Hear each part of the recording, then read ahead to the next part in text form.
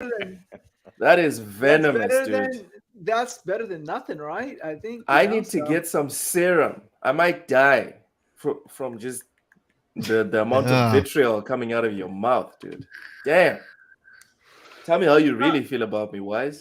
well, guess what I did this today? no, we ain't talking about that. It's not that kind of No. show, dude. Hey, Yeah. I've not been able to do that in years. Not just today. I've not been able to do that in years. So yeah, that's what I'm saying. What? No, yeah, well, hey, when the Viagra got too expensive, they're no longer covering it in my insurance policy. So oh well, I got to find other means. You can go to Mexico. It's all over the place in Mexico. You can just Yeah, walk in and buy a bunch. a Viagra. Okay, well that's Yeah, where next we absolutely. want. Yeah, they advert in all the little tourist towns. They have big signs that advertise that shit. Every shop on the corner.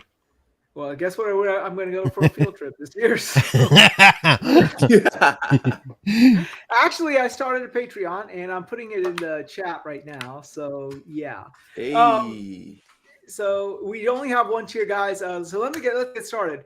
Welcome everyone to Wasted with a Wise, episode 7, and just like normal, everyone is sort of slowly coming in. I want to thank Loke for actually being on time for a change, but yeah. Bite me. Bareback. But yeah, I have posted the Patreon. So we are doing a small little Patreon. We're starting small. We're $2 a month. We'll get you recognition that you are supporting the channel, and we will be very gracious and indebted to you for supporting us. We will have your name. We'll mention your name during the podcast, and we're going to have more tiers as the channel gets a little bit bigger. The next tier up that we're going to create is going to be like a $5 tier. That's going to allow you a super chat or a chat per or a question per show, and then maybe a $10 tier that would get you a invite on, or a $15 tier that will get you an invite on the show as well. So yeah, And we we're send you starting. some dildos as well.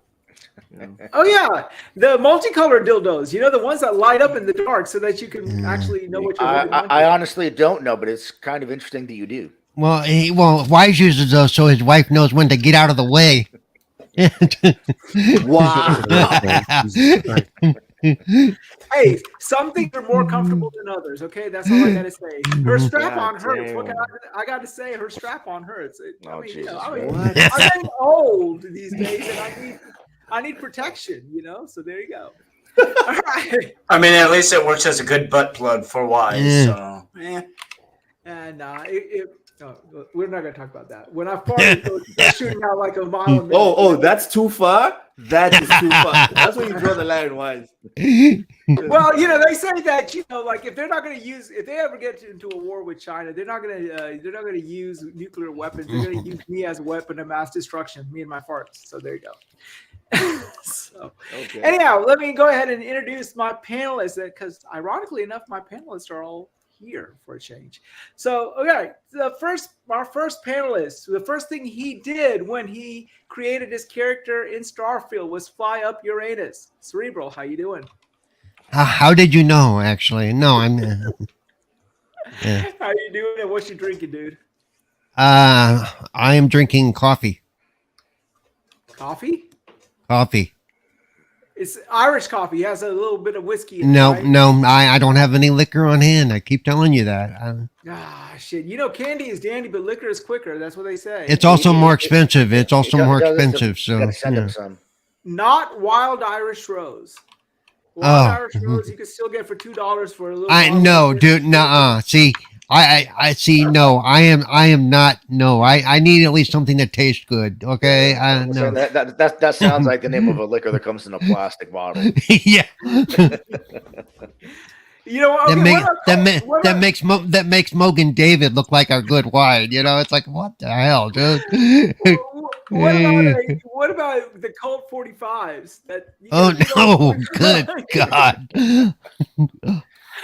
All right, let me go ahead and move on to the next panelist. Our next panelist is the founding member of the Chun-Li Camel Toe Club. Loke, how are you doing? Good man. What? I don't even like Chun-Li like that. No. Yeah. It's too bad. Nobody likes Chun-Li like that. No. Well, Why- you gotta why- have her why- legs wrapped around your neck. Why are you the president of her camel toe? I don't know, but Chun-Li got Look, cake and you know it.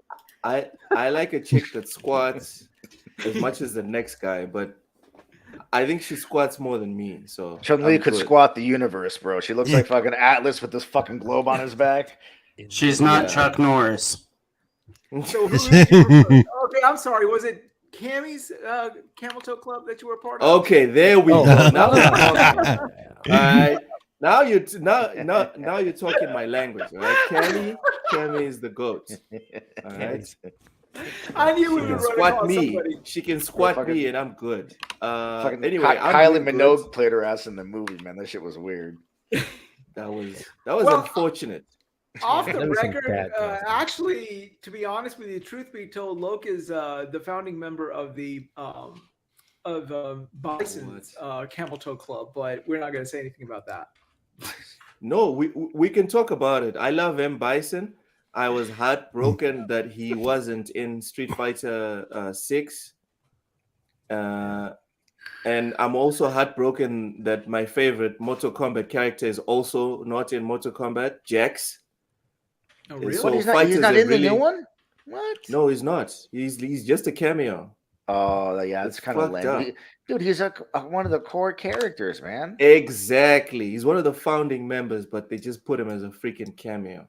Well, Heartless he pricks. wasn't in the first one, right? He was in 2. No, wasn't he in the first one? I He don't wasn't think in so. the original. No, the first one was freak. Sonya, Johnny Cage, Scorpion, Sub-Zero, Kang. and Raiden, and Kano, and Liu Kang. No, no. When you're talking about Street Fighter, the first one, are you talking about Street Fighter 2? Mortal yeah. Kombat. We're talking not about Street Mortal Fighter. Kombat. Mortal How dare you? Kombat. You just God, named all dude, these Mortal seriously. Kombat characters. You think we're talking about? Is this Wow. a gaming podcast? Bison is not a part of Mortal Kombat. When did You are such a fraud, dude. Right? Show Yeah, is over. Your gaming jacket. I want it back. Wize, we want you to expose yourself, but No, not them. no, no. Bison no, is no. not. Bison like is that. not in. Oh my Okay, God. fuck it. No, he exposed He himself was- once on Noof's show. That's why Noof no longer has that show. But He you had know, sa- he had said that he was crying. Oh, that, God. his favorite character wasn't in Mortal Kombat, just like Bison isn't in Street Fighter 6. Yeah. He said he also cried that Yeah. Jax isn't in Mortal Kombat 1. That's Okay, that's why we got okay. Yeah. Mortal Kombat. I missed that all part of it. I apologize. You need to pay attention, bro. It's your show. Right? Anyways, Hey, look, I'm Anyways, trying to manage all what- of this shit, okay? Ever since Doom sort of left Tough all of this on my lap, I'm kids. trying to figure it out. all right. Yeah. Tough. the only one of us that's wasted is Wise. So you know, Bitch. Anyway. Do you see what I see? Do you see my panelists? Anyway. I can't help but to be wasted but we're on you guys. So Anyway, Wize. We just the listed game up I'm all these playing- Mortal Kombat characters. Like, oh, we're talking about Battle Arena Toshinden. The game I'm playing right now, Wize, is WRC Generations. Still? The game I've been playing. wow, The interesting. the game I've been playing like the past week is Starfield. Guys, Mhm. WRC Generations is a great game. All right. Well, if you like rally games, Rally. and it's very Mhm. deep. The progression, they didn't just like, I don't know, they didn't go for like just a money grab. There's wait, a proper wait. junior league. What? So, I mean, it's actually a game the way it's supposed to be? Yes, wait, the wait, full wait, game. okay, It's not even like that's special edition or props. anything. Yeah. I bought the base game, and it feels 100% complete. And When deep. devs do shit like that, we need to go and support them so that they're fucking Yeah. rewarded for doing shit Okay. the way it's supposed to be Yeah. done. Let me inject here. First, I want to say thank you for RPG 88 coming out, Real Gamer coming out, and Paul coming out. Okay, yeah, Nova Nation is in the house, but I think our guests should be called, or our chat group should be called, the Wise Drunks. Wise drunks. Yeah, the Wise Drunks. That's Just why. be Yeah. the wise the guys. wise weirdos. Wise guys would probably work a little better. Wise Ooh, guys, yeah, yeah, yeah, that's wise good. Wise guys, That wise is guys. We nice. call ourselves the Wise Guys. Yeah, Wise Guys. So if you are part of this chat, you are part of the Wise Guys. Good. I like that. Make a T-shirt on that shit, and stick it on a T-shirt. That's how I'm going to do. The Wise Guys. All right. So yeah, look. What about Armored Core 6? What happened with that? You read it? I'll get back to it. I beat like two more bosses, but you know, Elbithium said something that kind of broke the game for me. What? There's literally guides on the internet. There's guys on the that internet for break- everything. What are you talking about? Yeah, but they break the game. I don't play a Souls game to break it. The guides on Elden Ring, on Dark Souls, on Demon Souls, even if you follow them to the letter, you still have to be good. Armored Core literally just put the build that they told you and just start spamming buttons and done. The boss, the what's it? The health, the boss's health just melts, and it kind of took the fire out of it for me. Like I like the help, you know. Well, so it's not stop as reading the hard. guides. Stop reading the guides, then. I gotta don't read the fucking You know what guide. the problem You know? is? You know what the problem is? I stopped after the second build that I got, right? So I've got two open builds, and both builds melt the bosses that I'm finding. So for me, it's kind of like, okay, I'm probably gonna melt all the other bosses. Yeah. And that kind of takes it away from me. But you know, It's funny the way that we are, because on one hand, it'll be like, dude, I got this fucking thing, this armor set, and then I destroy everything, dude. Like, it's making the game not even fun anymore. And they're like, well, why don't you take the armor off? Fuck that! I'm not taking that shit off. You crazy? Hell no. Are you insane? I can't speak for everybody. We all else. do the same shit. It's like, why I have something that's the best thing. Why am I not going to use it? Like, it makes no sense. Especially now that I know you can't yeah. put the genie back in the bottle. True. You know, you can't uneat the apple, Eve. It's done. I mean, so your problem is that the guide that you read made you too OP for the bosses that you were fighting. Now, I mean, this is just me talking here, okay? And this is just the way I like playing my games. I like doing the grind and doing the calculations to the point that to become OP. To become OP. Now, will I go read the guide to become OP? No, I would like to figure it out myself. But once I've achieved that, I'm good. Wize, I spent 2 days with the boss on the watchtower. For anyone that knows Armored Core, the tank, I spent 2 days, literally 2 days. I would come back from work. I would spend 3 hours on this guy, nothing. The second day, another 3 hours, nothing. And I was just like, fuck this, dude. Starfield's going to be out in a minute. And I'm just here hitting a brick wall, you know? And then I saw this guide. I thought it would be like Elden Ring levels of guide, you know, where you still have to focus to beat the boss. Here it's just like, dude, 2 minutes is even a lot. It's a lot of time. 1 minute and 30 seconds and you're done. The boss is dead. Yeah. That took all the fun out for me. Welcome, Triple. No, I was just gonna say, I watched like a review and they were saying that in this one you really, or at least in Armored Core, you really have to swap out your skills. You can't make like one build and just breeze through the entire game. You really have to build around the bosses. So. I have two, and then both of them. I just switch between the two, and it's just rolls.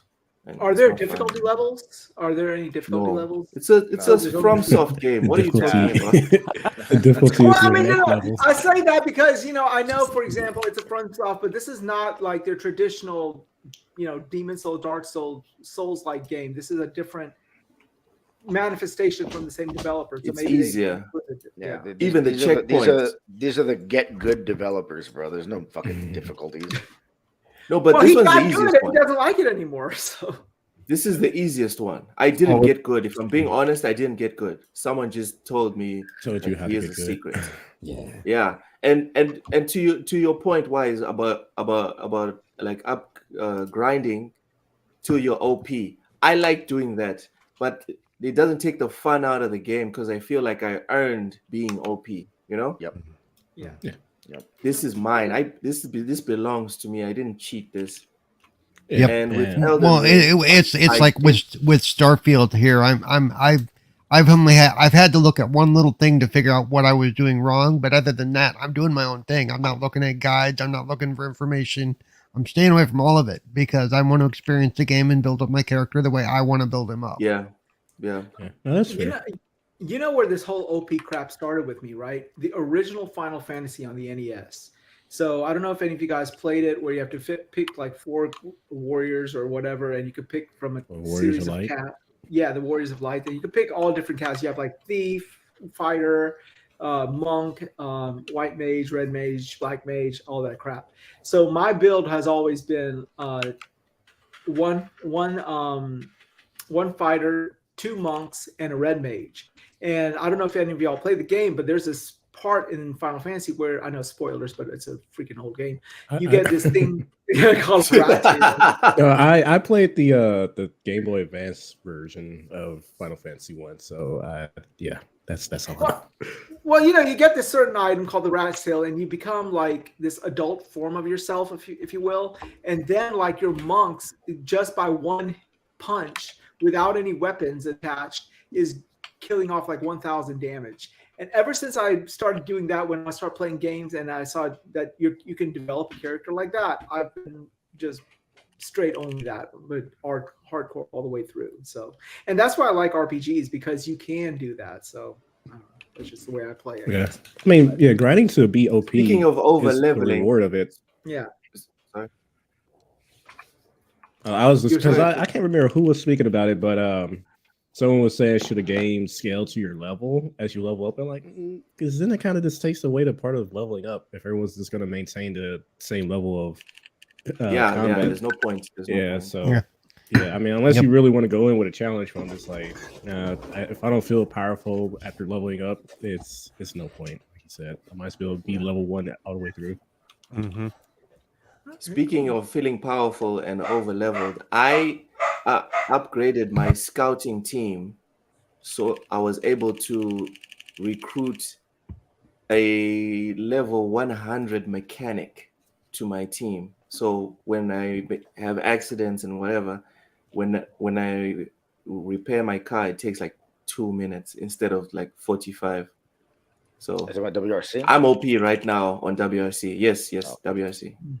Well, it's got to be compelling to sort of have you go back to the game, considering what is already out right now, and that's out there to play, and you're still choosing to play WRC. So there must be really good, compelling content. That's impressive to know. So, yeah.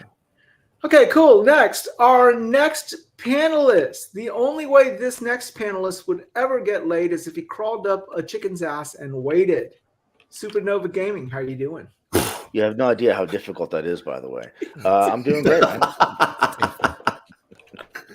So it's doable. It's doable. It's great, man. And free omelets for life, so I'm not complaining. What? Rob. What you drinking? How's your week and what you playing? Still got some of those Monster energy drinks with the alcohol in them. And then I'm playing Starfield.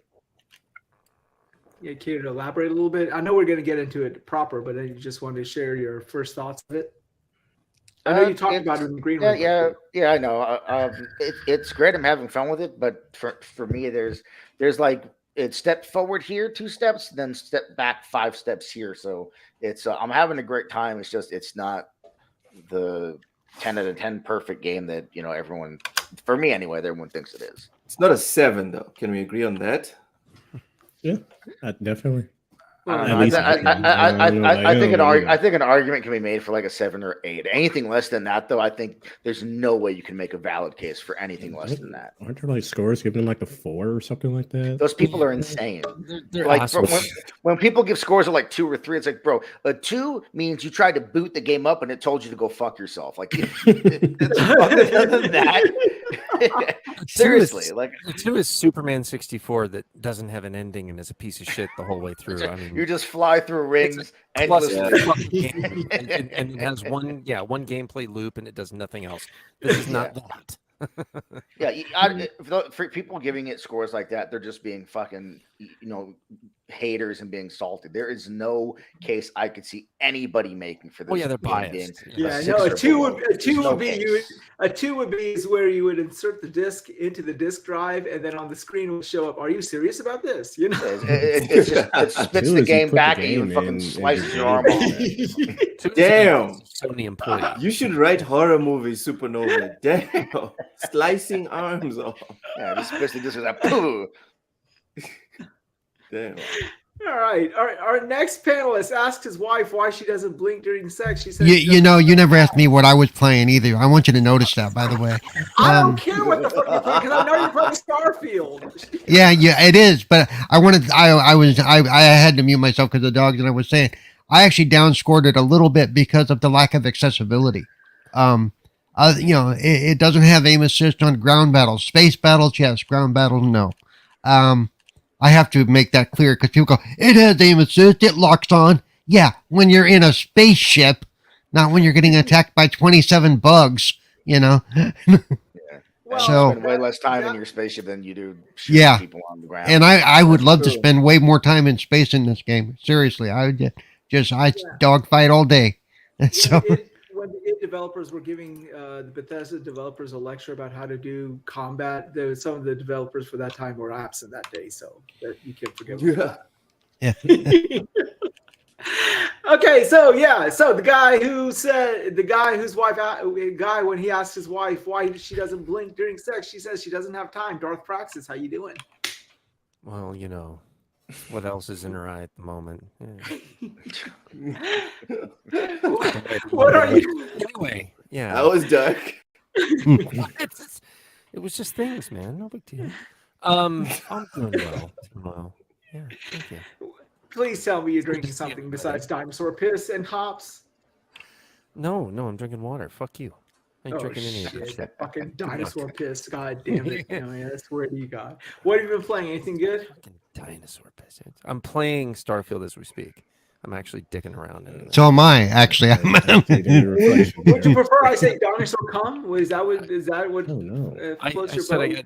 I got tired of dicking around with my wife, so I'm dicking around with the game.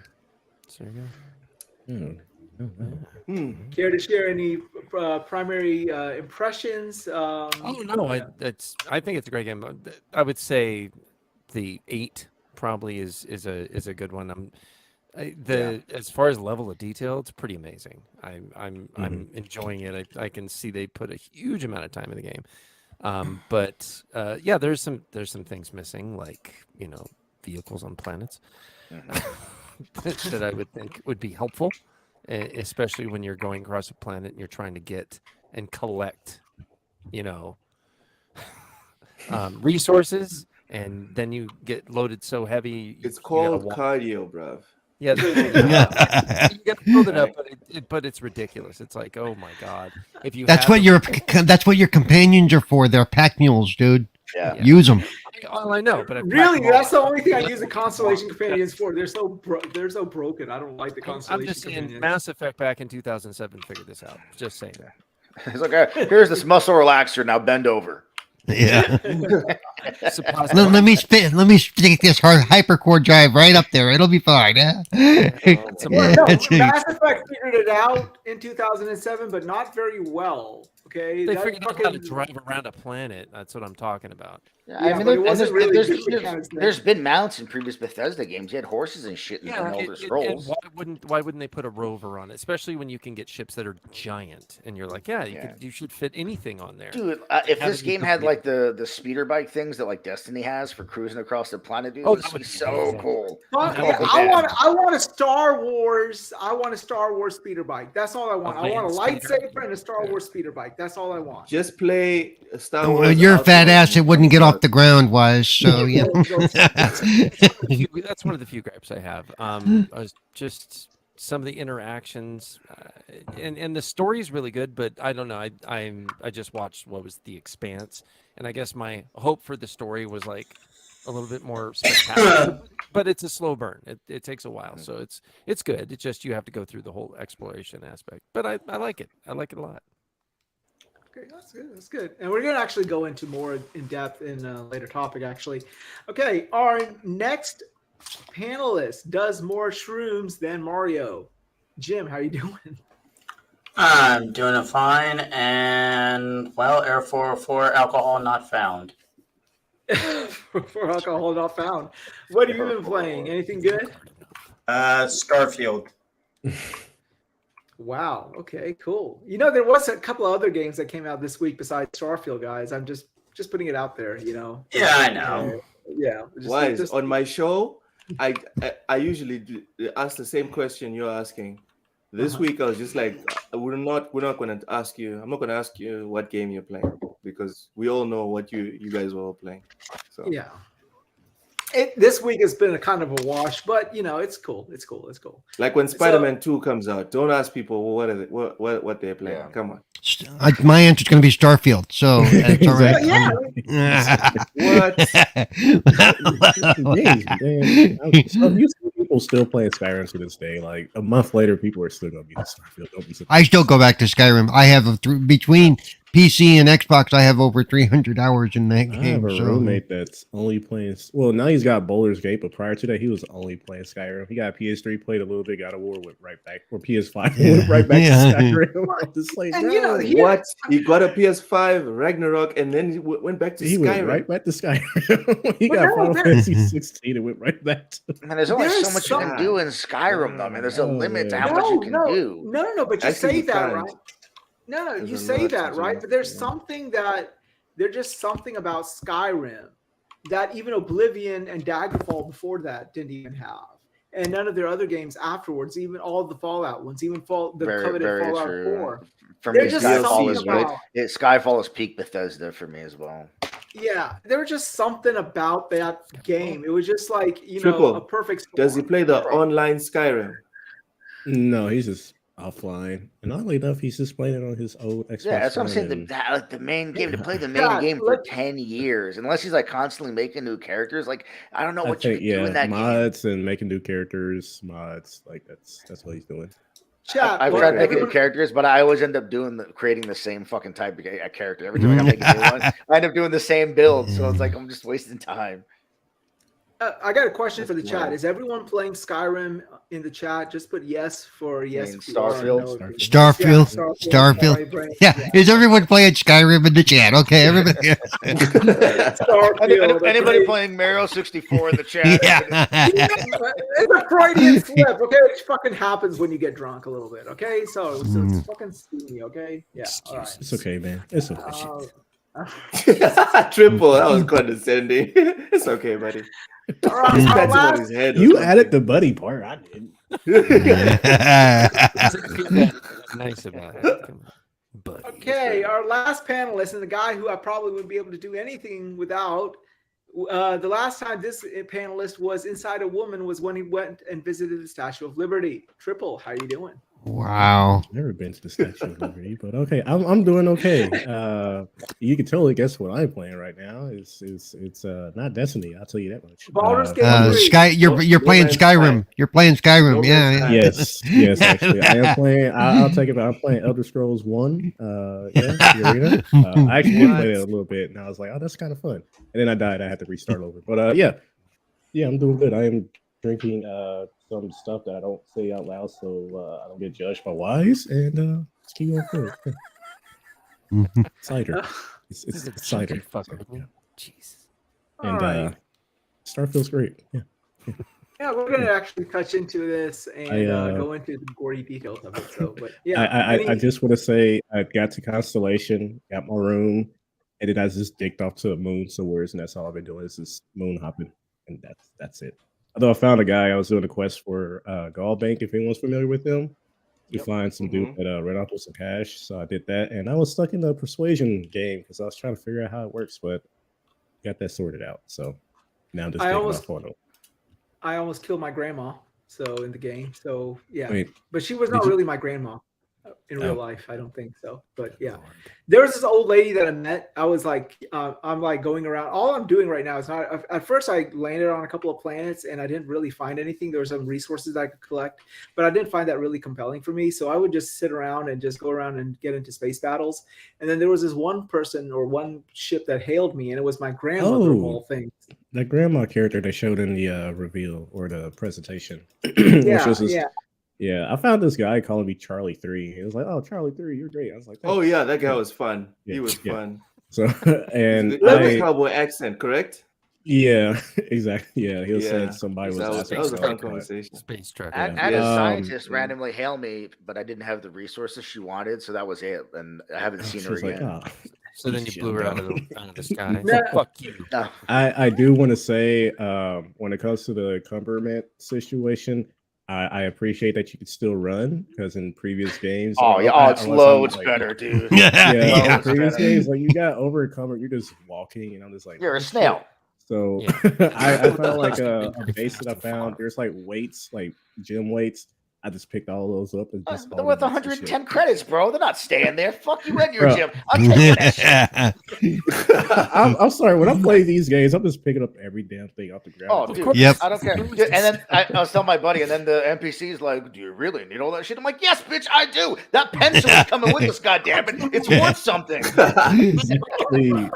Pencil. That's worth 500 credits. Fuck you. Bro, they have like styrofoam I'm containers. like, listen, Like, I'm carrying all this shit. I can put it in your backpack. You want to carry all this shit? No, shut up. I got it. Let's go. No, oh no. I couldn't initially land in New Genesis? New Atlantis, because apparently I stole a mug from somebody. You stole a mug. Uh, I did find something. It was like some drugs for contraband. I was like, I'm gonna leave that Oh, here so I yeah. don't get arrested. Oh, So, yeah. Oh, the Aurora. You found the Aurora. Yeah. You have to Yeah, go to the so. den. Is one of the places you can sell the contraband. Or the key as well. Yeah. I'm just not gonna chance it right now because I don't want to go to jail. So, Honestly, it doesn't matter anyway, because like you'll get it like, oh, it's worth 12 grand. Then you go to sell it and like, here's $50 because you haven't the put all best I can do. the skill points in your fucking money tree yet. It's like And this then is you not buy how it drug back dealing. and This it's is like- not how drug dealing works. This is just. I literally just turned in a $15,000 case of like Xenoware tech, and the guy was like, $230. I was like, oh, thanks. I guess. Say, have you ever tried to sell a ship? That My it tells you asshole hurts. the ship is worth like 250 grand. It gives you 540. What the hell? You know, Yeah, it's it's like no. most I can do is 350. I'm sorry. Yeah. Well, Oh right, we're doing a show. Yes, Wise. Got yes, let's go ahead and go get into the show. Small little news article that I do want to show everyone here. Okay, so actually, I've been between three games. One of them being Starfield, and the other two being Sea of Stars and Baldur's Gate 3. Now, full disclosure, I am a huge SNES/NES RPG fanatic, as I explained earlier, and Sea of Stars really scratches that Chrono Trigger's itch Oh yeah. like nobody's it's a great business.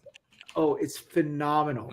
Mhm. And they tweeted that even though it was found on the PlayStation Plus and even though it's found on Xbox Game Pass, they still were able to sell 250K copies of this game on top of that. And that is just impressive. And this goes to show that if you have a good game, that people buy will it. support it in droves. Yeah. Oh yeah. Yeah. Nothing to do with subscriptions, bro. Yeah. This is a game that I bought. This is one of those games that actually, in hindsight, this game and Baldur's Gate 3 are games that actually make a good, compelling argument, for me at least, for the PlayStation Portal. Because, like, for me, I would love to have a situation where I'm playing Starfield on my Series X on the big screen TV, and then when there's like lulls in the game, I can go to either Sea of Stars or Baldur's Gate 3, which is equally as slow games because of just what they are, on my Portal. So, I mean, this is a compelling argument for me, at least, to buy that device. And yeah, I don't know if anyone has. Why wouldn't you just switch the input and play it on the big TV? No, because like I can go to both. I can play both at the same time, right? Like with Starfield, What? I'm going into You have 4 eyes. He's got 4 eyes and fucking 4 No. arms. No, he can look with each eye individually at the 2 different screens.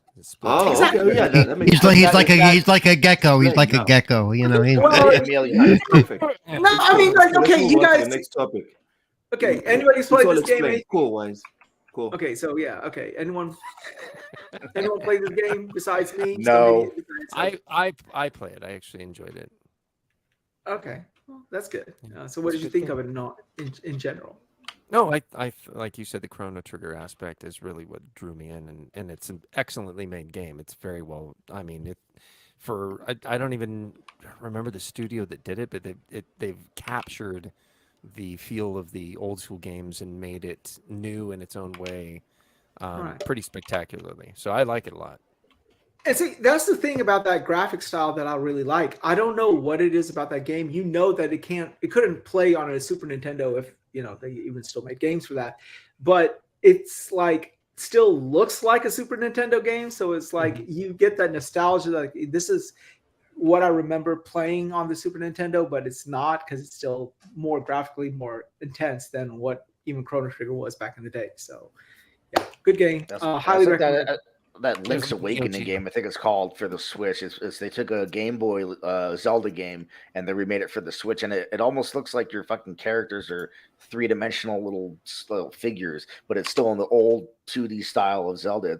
It looks awesome, but yeah, it would never run on the SNES, but it's not like breaking GPUs now. It's like that kind of weird space in between where it still looks good though. Yeah, I mean, it's a game. It's a good game. That's all I got to say. It's a good game. I'm not going to say it's the greatest game ever. It's not a 10. It's not a 9. I would say it's a solid 8, and it's a good experience for anyone who's looking for that itch. So, yeah, highly recommend it. And congratulations to the dev team to not only get PlayStation's money, Xbox's money, but also the 250K sell through as well. So, wish them much success, and I'm hoping for a sequel that's a little bit more involved. So, yeah. And yeah. Okay, so next, another small topic, and I know a lot of people here, mostly nobody here is really interested in it, but I'm going to talk about it nonetheless because it is my favorite console of all. General. You always talk about stuff none of us are interested in. We're used to it. Go to right? hell. Go to hell. We're just here because we like you, dude. Yeah. Okay, thank Because you. you're a good topic. Hey, that means Well, I wouldn't that go. that means I wouldn't go that far either. I wouldn't go that far either. But whatever. Damn. All right, so the next small little topic. That was not awkward. I'm trying to keep going. I'm going to try to keep going. I'm going to try to hold on. It's so much fun to mess with him. It really is. Yeah. It is. Anyhow, so during Gamescom, apparently, according to VGC and Eurogamer, and it was actually first reported by Jez Gordon that in Gamescom, Nintendo had a huge booth, but they only had a couple of booths open for just the average person to come in and play, I guess, Mario Wonder, maybe Pikmin or something. But behind closed doors in their same booth, they were showing off to developers and people of the Premier Press the actual Switch 2. And they said that they had 2 games that were demoed on the console. One was an enhanced port of Breath of the Wild. Why they had an enhanced port of Breath of the Wild and not Tears of the Kingdom? Because they're going to sell that shit for another 50 bajillion Yeah. copies. Come on. Running at They sell it to 1080p us. to They're 60 like, we can frames do per that. second. Okay, so But apart from they said that, the new one is going to have backwards compatibility, according to the rumors. It Well, better. I hope they call it the Super Nintendo Switch, oh, I wish they Right. do that. Oh, that would There you be go. Right? that would be awesome. And they do the That's same so packaging and coloring. Oh my god, if they did that, oh my god, it would be crazy. But how will little Jimmy's grandma know which one is the newest one? It's the NS, With the SNES, not two, just maybe- NES.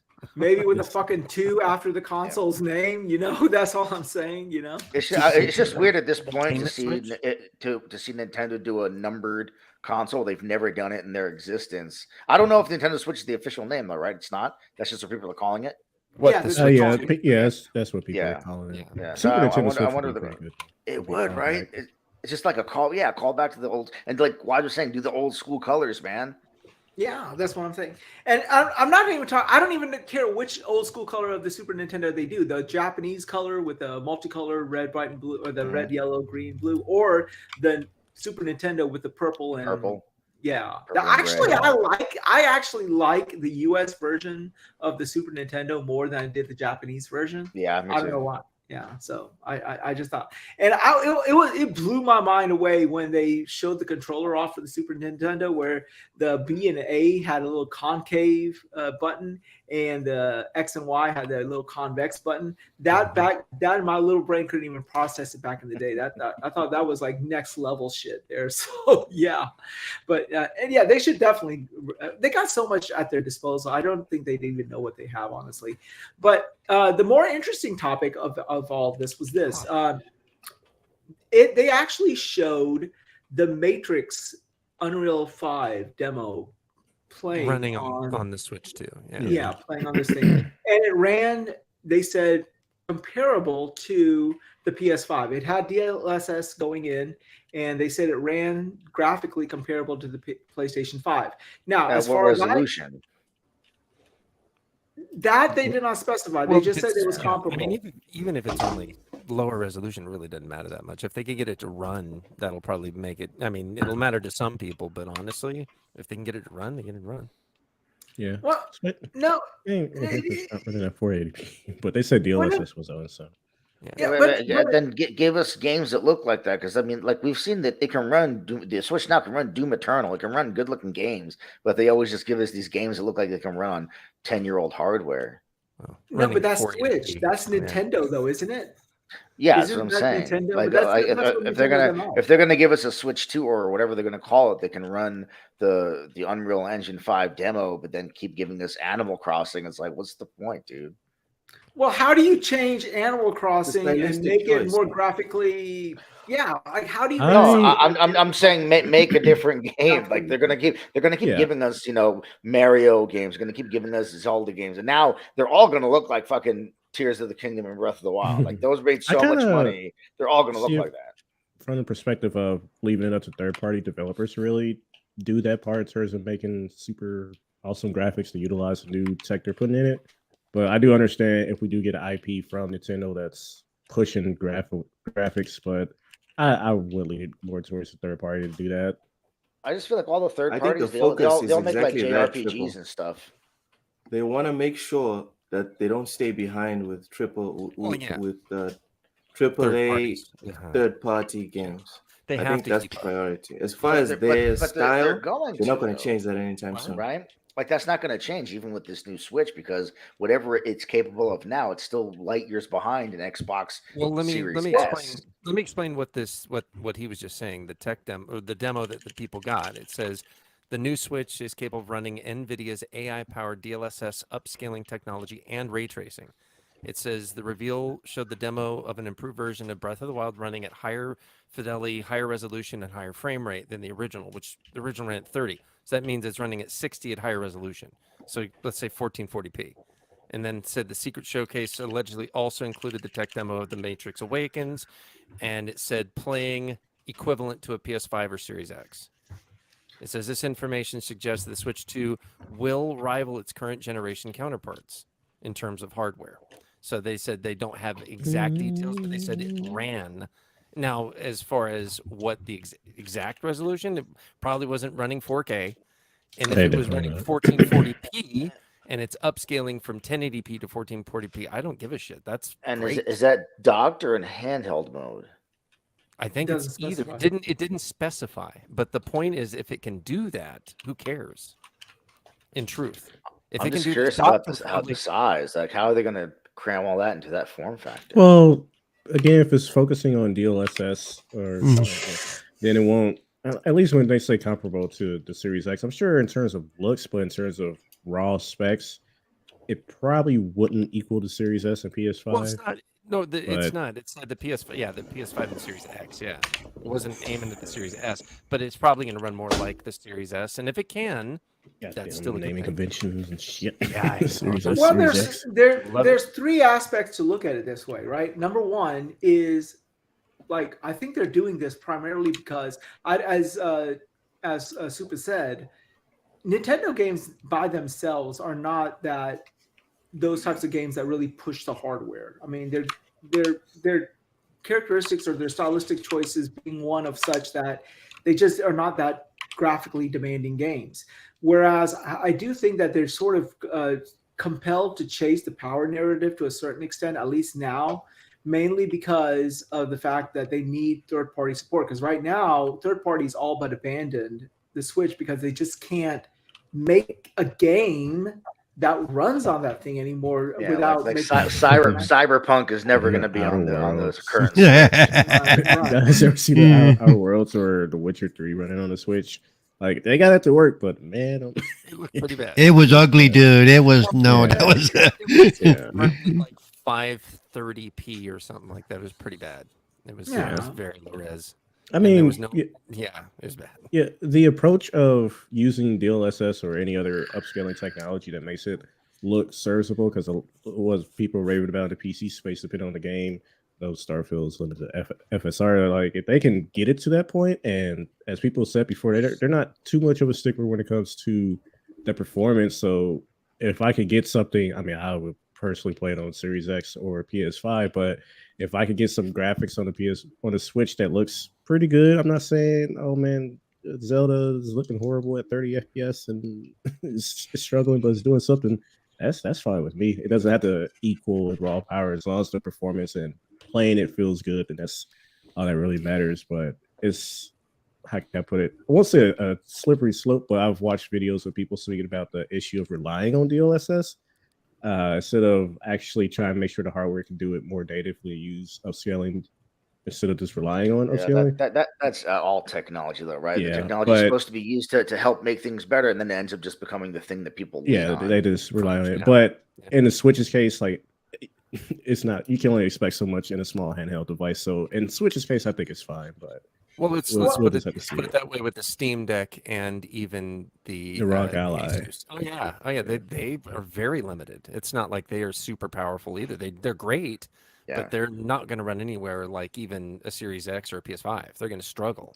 The form factor of those are much thicker though than the Nintendo Switch. So I wonder how different the form factor of this I don't new know. Switch is going to be. That's a good question. It depends on how much they worked with NVIDIA or who they're working with, AMD, to get the form factor of the chips and the memory and everything. The other thing is, the big thing with that is the memory. How much memory are they going to load into it? Because that's going to be a key factor to get it running like it should be.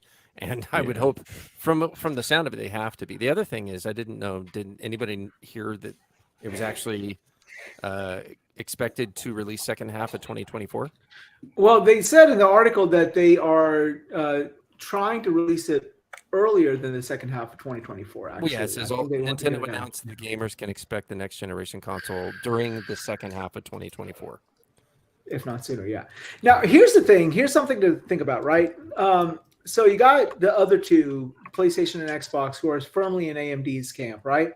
And you got Nintendo, who's the only sole major developer or publisher who's in NVIDIA's camp.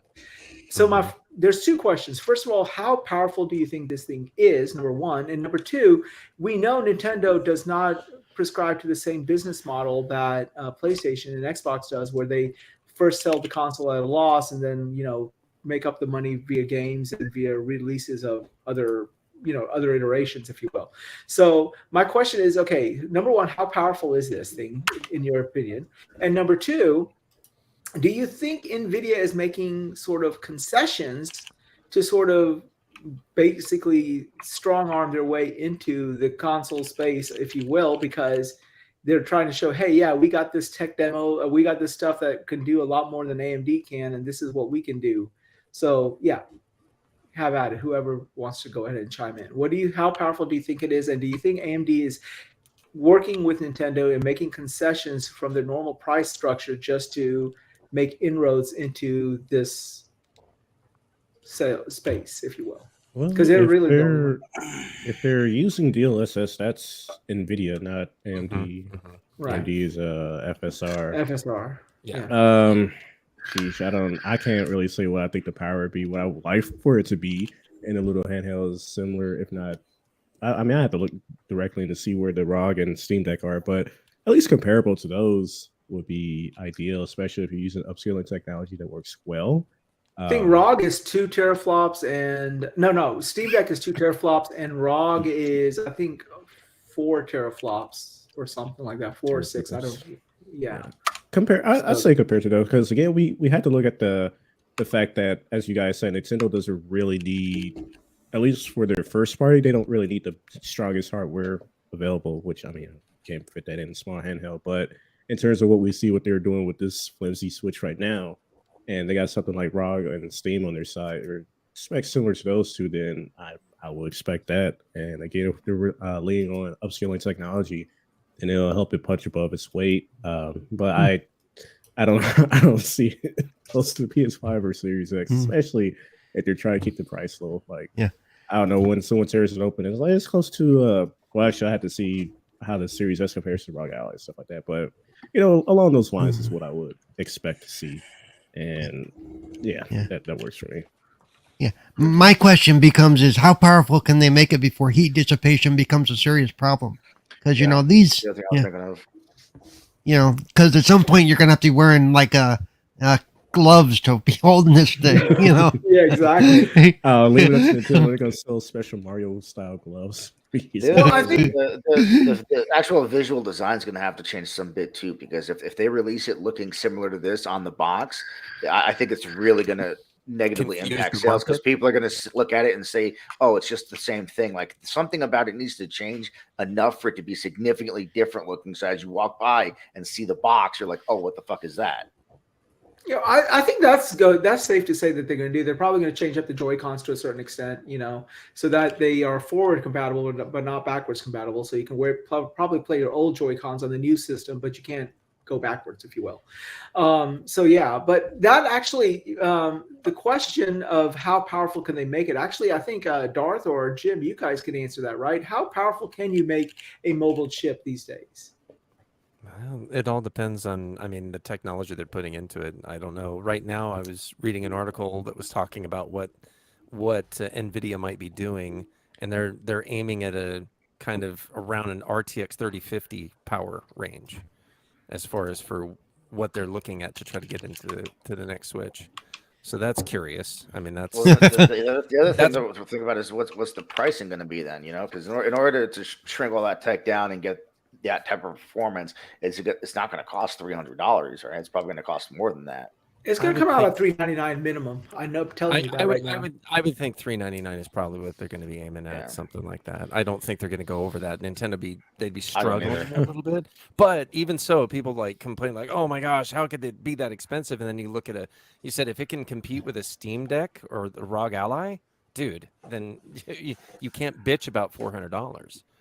You can't oh my God, how can you pay that? Well, the Steam Deck costs. Now, does it come with the silicon handholds or what? I don't know.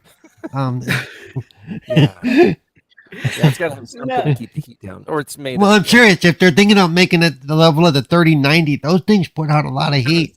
It comes packaged with a pair of fucking Mario themed for all intents and purposes, Wize, it's just dependent on how much heat dissipation you can have. Yeah. The more power you have, the more heat you're going to get. The more heat you're going to get, the bigger heat sink you're going to need. Just put a fan in the back of it, and that'll dry your hands. No, but also you have to think about battery life too. If you like the blower in the bathroom, you just, hey, let me dry your hands. Let me turn this thing on for a second. There you go. Yeah. Right. The system. It hovers by itself. Look at that. It just it doesn't have a dock. It's got a fucking jetpack. It's running.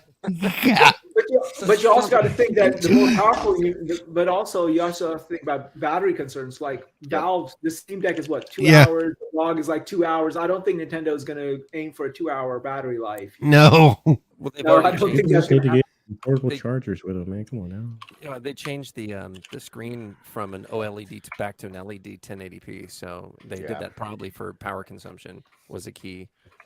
So that And I know for So I don't know. phones, I know for phones right now, like the new iPhone that's coming out, I know they're going to have a 3-nanometer process, and that goes a long way in saving you battery life. I wonder what type of nanometer process they're going to be using for this chip. I mean, I think the original Switch was 16 nanometers or something like that, something big like that. It was based on a technology from freaking 2013. Yeah. Integra X1. Yeah, it's an Mhm. old SoC, old chip, man. And So- Apple's still making their own chips, so Yeah. So So we'll see. I got a question from the chat. RPG88 says, "Do you think they will hold off the Hogwarts port for the Switch until the Switch 2 drops?" I guess yes, definitely, unless they want to do the whole fucking what is that? claymation Hogwarts Legacy. No. Stop motion. No, they've been releasing Rankin and games- Bass. No, they've been Fucking releasing games that are only cloud only. Like you can I think Kingdom Hearts 3 came to the Switch, but it was cloud only. And I think Resident Evil 8 was in the same situation where you can play it on your Yeah. Switch, but it's a When cloud it's only streamed. thing. Yeah, it's a cloud Yeah. streaming. Yeah. Right. So I think if they want to do locally, then they're going to be forced to wait until the new iteration before they can put Oh, it yeah. on the console. Well, I mean, if it's coming out next year, mid year, it's fine. I wouldn't be surprised. The other thing is, that's we mentioned Activision. People are like, you're never going to get Call of Duty playing on the Switch. Yeah, you never will. You'll get it playing on the next Switch, which that's Exactly. probably a big thing. They signed up. They're probably focusing on getting that done too. If they get this running, if they were able to get that Unreal Engine 5 demo running, they said it looked like 30 frames per second. That's amazing. If they could get that even running is an accomplishment, because I remember making my Series X stumble by turning all the features on and off and watching it struggle to do things with that demo. So I know that demo can be crippling. And if it could even run it, that's saying something. So. Well, I mean, for a mobile piece of chip, I mean, yeah, that's still impressive is impressive, right? If they can have this going, that's. Oh, And they're going I to limit think the resolution and everything. Obviously, it's going to limit. It's going to There's have gonna be limitations. concessions made. Yeah, they're going to be concessions, but it's not. It's if it can run. Like I said, I have a friend of mine, or my son-in-law. He plays Warzone on his PC at 1080p. Period. Because he's running it at 300 plus frames per second all the time on his monitor. So he's running it on a 3090. Yeah.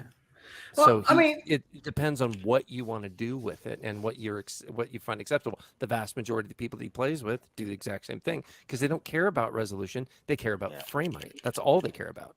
I honestly So- don't see that many copies of Call of Duty selling even on a new Switch, because I doubt the new Switch is going to be crossplay with consoles and PC. Or do you think it would fucking I have think a crossplay? I feel like they would just be betting on Warzone to get it running there and see whoever comes over to be in Warzone. I think they're going to and do get the sales full. off I that. think they're going to do the full release. They might do. Oh yeah, Warzone no, first. Yeah. But the other thing is, why wouldn't they crossplay unless there was a serious problem? If I'm not correct, is not that it's the greatest.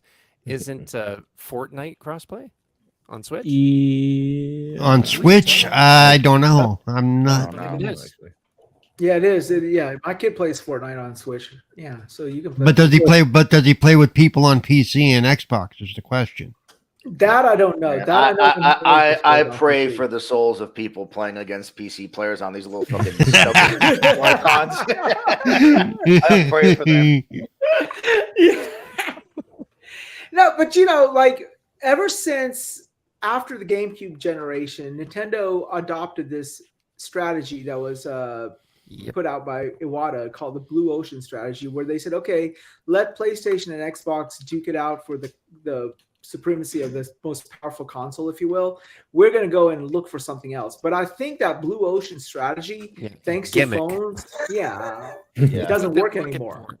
No, it's just a gimmick. It's exactly what it No, was. they Right. They Wii. lucked out with the Wii Oh, because God, everyone yeah. bought Wii's for their grandparents and for fucking 4-year-olds to play Well, it was bowling. They sold brilliant. millions of. Hey, I them. love that bowling game. It's the one game I can do really well. Okay. Bowling, tennis, golf. They put all those in there. He and rolls it- his own self down the street.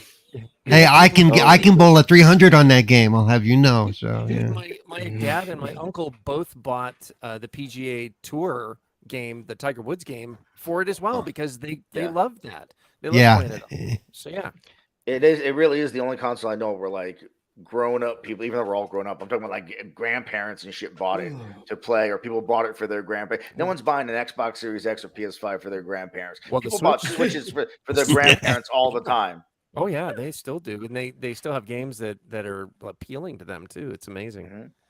Well, at the end of the day, I think Nintendo is now coming to realize that no matter what they do, they sort of have to talk about the power narrative because, yeah, while they do not have a traditional set-top box like PlayStation and Xbox, they do have a portable. Now the portable space is getting filled with ROG and there's like Yeah. a new PC guy coming out with a new handheld device almost every other week.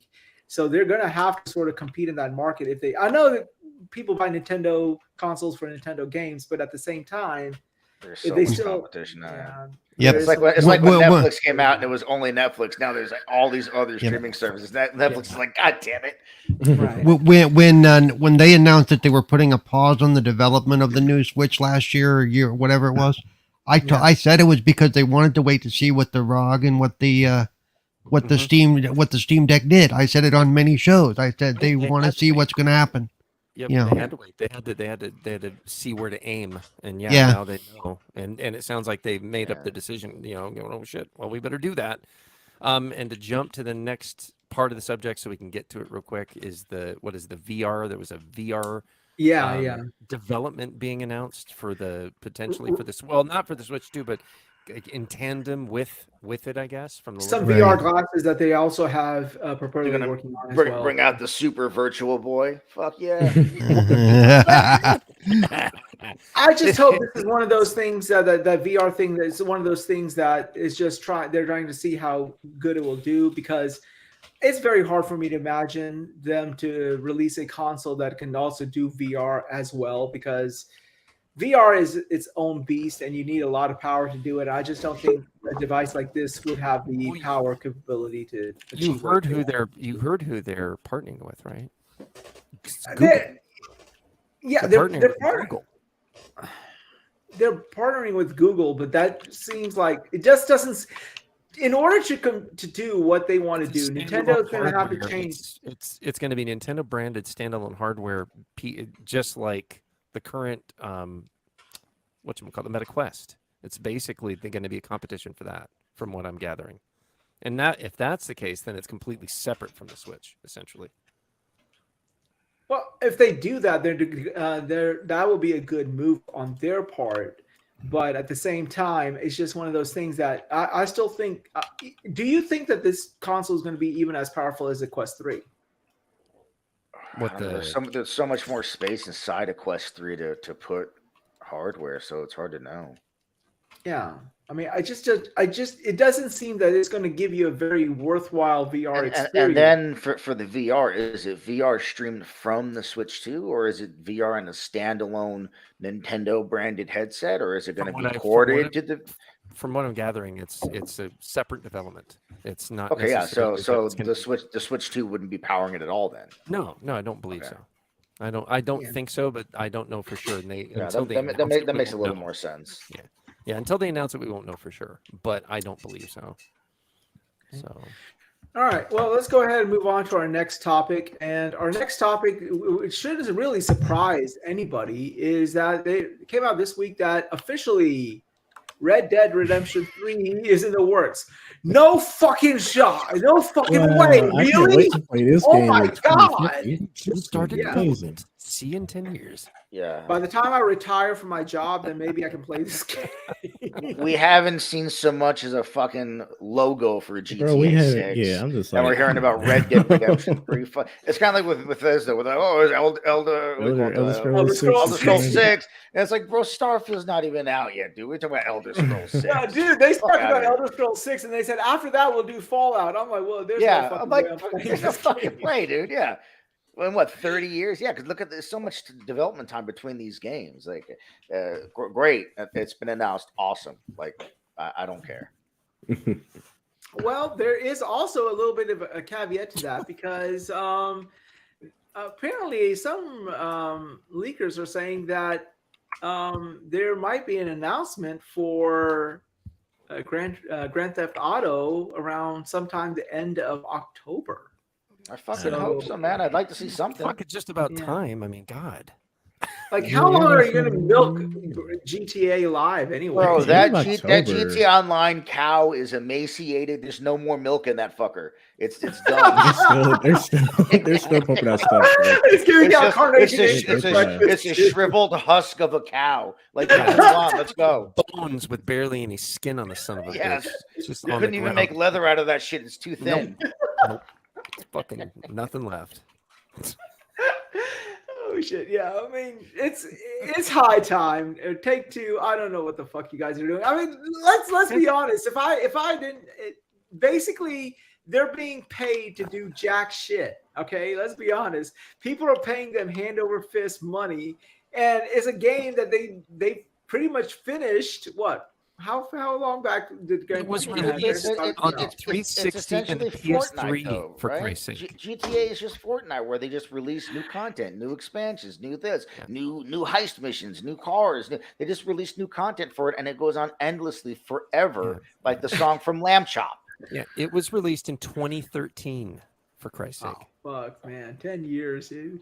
No, I mean, I can't blame them. Like, if somebody was just paying me a paycheck to do jack shit. Are you shitting me? I could blame the hell out of them. Look what happened with Yeah, I blame them because they stopped major development on every other game, and they have hand over fist money. You know, I'm sure a lot of people are well, hating with. that's why we can't blame them though. Like we understand why they're not, giving us GTA 6.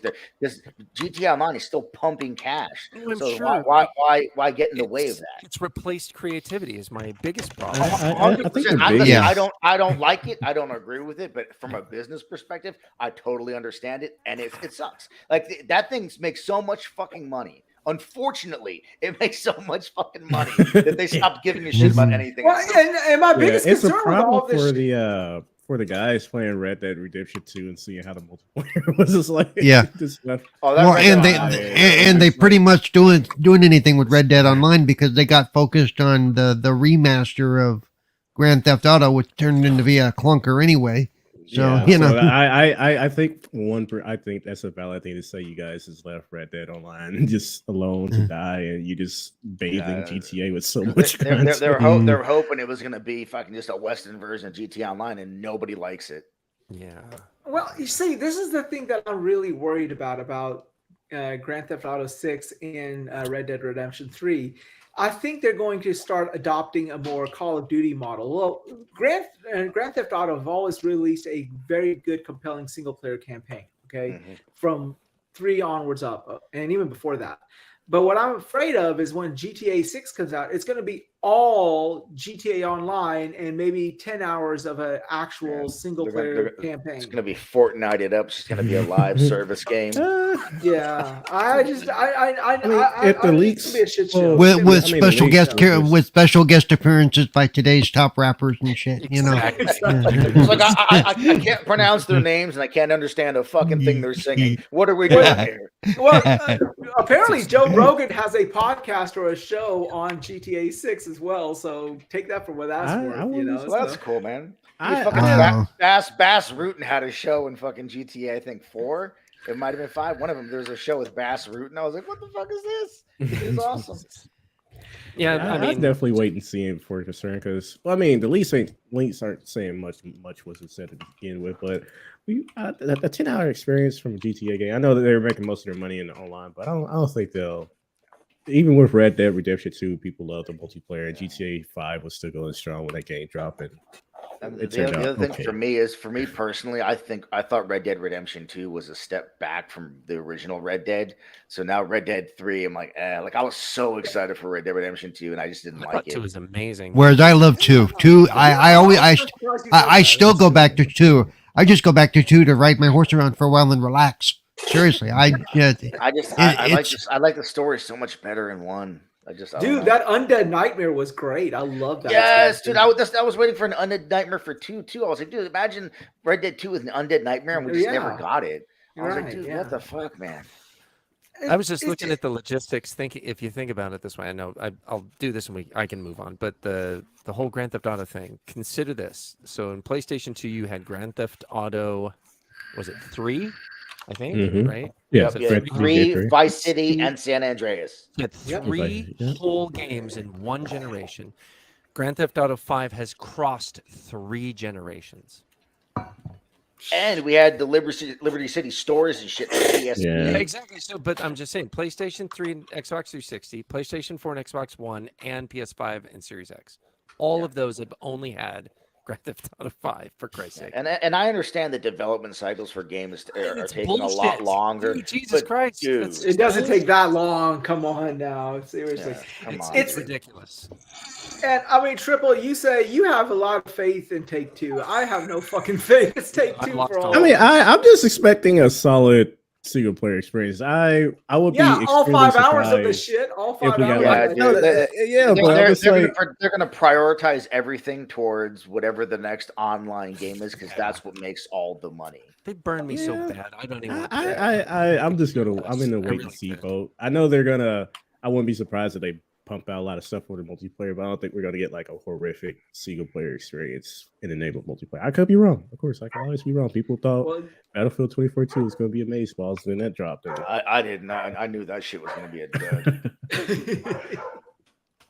Well, DE has an interesting point. He says, "I fully expect battle royale GTA, either zombies or riots or storms and gas, maybe fires and flooding."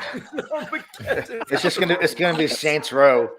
God damn. Oh, don't even fucking bring that up. Oh, Jesus. I mean, good Saints Row, like Saints Row 2. The old Saints Row were awesome. Yeah. Like the one with the zombies, the one where the fucking chemicals spilled in the island. You had the zombies. That Saints Row was dope. That's awesome. And you know, the tragedy of all this shit is this: even if they go full live service and only 5 hours of actual single player content, little millennial bitches are gonna it and hail it as the greatest fucking thing ever. Exactly. Those old guys are gonna be like, "This is shit," and they're gonna be like, "Shut the fuck up, old guys. The young guys like it. Fucking die already." Exactly. I mean, it's gonna be the same story with my kids. I'm gonna be like, "I hate this game." They're like, "What, Dad? You're just fucking old, man." You know. We didn't make it for you. That's how you know we're old, bro. Like, we didn't make these video games for you. And I'm like, oh my heart. No. When I used to play games, son, they were the best games ever. They had 20, 30 hours of gameplay. Elizabeth, I'm coming to you. Elizabeth, I'm coming. Elizabeth, what are you guys on about? What the fuck are you guys on? Elizabeth, I'm coming to you, Elizabeth. Oh my God. He's like, what are you talking about? I'm like, oh God, I showed my age on that one. So shit. Damn it, son. Come on, man. Yeah, I still watch that shit over again. All right. Anyone else have anything to say about this topic? Oh, sorry. Anyone else have anything to say to this topic? No. All right. So, okay, let's go ahead and go to the next topic. A little game came out this week. Everyone started playing it. Made by a little indie developer called Bethesda, called Starfield. I'm really happy for those guys, man. It's a tale of from very small, humble beginnings to making a game that got 6 million players a day. You know, I'm happy for those guys. Hopefully, a huge corporation will come and scoop them up so they can produce. There's got to be somebody that can buy these poor guys, right? Come on. They deserve it. I think they deserve it. Well, they put out this tweet that they got 6 million players, and it was like the highest number of players of any Bethesda game. And of course, Twitter does what X does what X does. And there was a shit show. There was one side of the camp, there was one side of the coin. Everyone was saying, "Oh, great, 6 million players! This is the best thing. I told you this is going to be the next Messiah, next coming of the Messiah." And then the other side of the other camp was like, "Yeah, but God of War had sold 5 million copies or something like that in 5 days, and those were sell-through numbers and not player counts, which sell-through numbers mean more, blah blah blah blah blah." It's another all that other shit show. Anyhow, I'm not here to argue about that per se, but I am here to ask, generally speaking, what has your time been? Let me go ahead and say my piece. I did not like the first 15 hours. It felt like a job, but when I started like exploring the world around me, I mean, it came to the point where you got to understand, a lot of people I think that are shitting on this game are shitting on the Bethesda game. And I think we're so, thanks to Sony to a certain extent, we've gotten so much good content in game, in the sense that we got like Horizon, we had Spider-Man, we had Ghost of Tsushima, God of War. And so we're used to, as I think for us as players, we're so used to playing games that are so like narratively driven and focused, that a Bethesda game like this is sort of different. It's kind of like Baldur's Gate, where it's not really a story that they're telling, but a story that you are creating on your own, which the approach is a little bit different, if what I'm saying makes sense. So the good thing about the thing I like about it is that when I'm playing it, it is my story. Everything that's going around is just unique to me. It's not something that sort of happened that they scripted like in God of War or Horizon. So I think a lot of people who are looking for that really directed approach are leaving under impressed with the game, because Starfield is a little bit more out there. If you remember how Skyrim was just one of those games that they said, okay, now that you're here, go at it. And a lot of people are used to going at it. A lot of people are like, well, if you don't tell me what to do next, I'm not going to go at it because I don't have anywhere to go. Anyone expecting an RPG to be a linear, very narrative heavy, like why were you expecting that from an RPG? From a I mean, it's a role-playing game. If you're unfamiliar with Skyrim, Fallout, their other games, then that's kind of on you to say this isn't a God of War game. Like it's Bethesda. I get upset with people who just like, listen, you're going to spend money on this product. Why don't you do some research and decide before you spend your money if this product is going to be for you, if this is going to be something you're interested in. People buy games like, oh, I don't like this game. Well, why'd you buy it, bro? Like, you didn't know it was going to be that? We all knew it was going to be that. Why didn't you know? You should have done some research. Yeah, I knew what this game was going to be going into it, and I was like, yeah, well, this game already has interest to me anyways, so... I mean... There's a few stories out there of people that picked up Elden Ring. I was like, well, shit, I was expecting to get my ass beat 20 times. should know what From Software game is, but that's a different story. I mean, that dude on the horse in the very beginning, I'm even sure he fucked up a lot of people. Fuck that guy. I spent like an hour, and then I was like, fuck it, I'm running past him. Dude, that first guy on the goddamn horse, okay, yep. I couldn't beat him to save my goddamn life. I gave it to my little one, right? My little one's like, what are you playing? I said, oh, I'm playing Elden Ring. Oh, yeah, I heard about that. Can I play? I'm like, yeah, sure. Here, try to see if you can beat this guy. And I'm really expecting this man to get my son to get his ass kicked. No, he just sat there and beat the son of a bitch in 10 minutes. He said, that's a fun game. He grounded his ass, little bitch. I'm like, what the fuck was that? Go to your room. What did I do? You did good. Get the fuck out. You're grounded. You're grounded. Yeah, go with it. I was like, what the fuck? I just looked at him, and I had to turn off my console at that time. I said, you know what? This is just not for me. You just look down at your hands, and then like, what have I become? Looking in the mirror. Exactly. It has some really old song or sad song, whatever they use. Oh my god. And stuff. Crying in the shower, maybe. Yeah, exactly. Oh man. So, but in general, let me go to you first, Loke. I've not heard from you in a while. General impressions about the game, good, bad, saucy. What would after a 1 week sort of looking into this game, what is your overall impressions of it? Loke? It's a good game. I would venture to say it's a great game. I haven't beat it yet because every time I try to focus on the main mission, something Distracts you. distracts me. I was just walking past the kiosk. It said, "Hey, apply for this job." I was like, "Okay." Yeah. And now you're cleaning bathrooms in a high-rise building. Good job. Is that what happens when you go to Walmart too? You go to the kiosk and they say apply for this job, and you do. It's like, okay, I'll be the greeter. I need some money. Yeah. And it just goes from there. I got Yeah, some shit so- on Saturday. What's the problem? Come on. Mhm. One of the One- examples is how I stumbled. Literally, I did not look this up.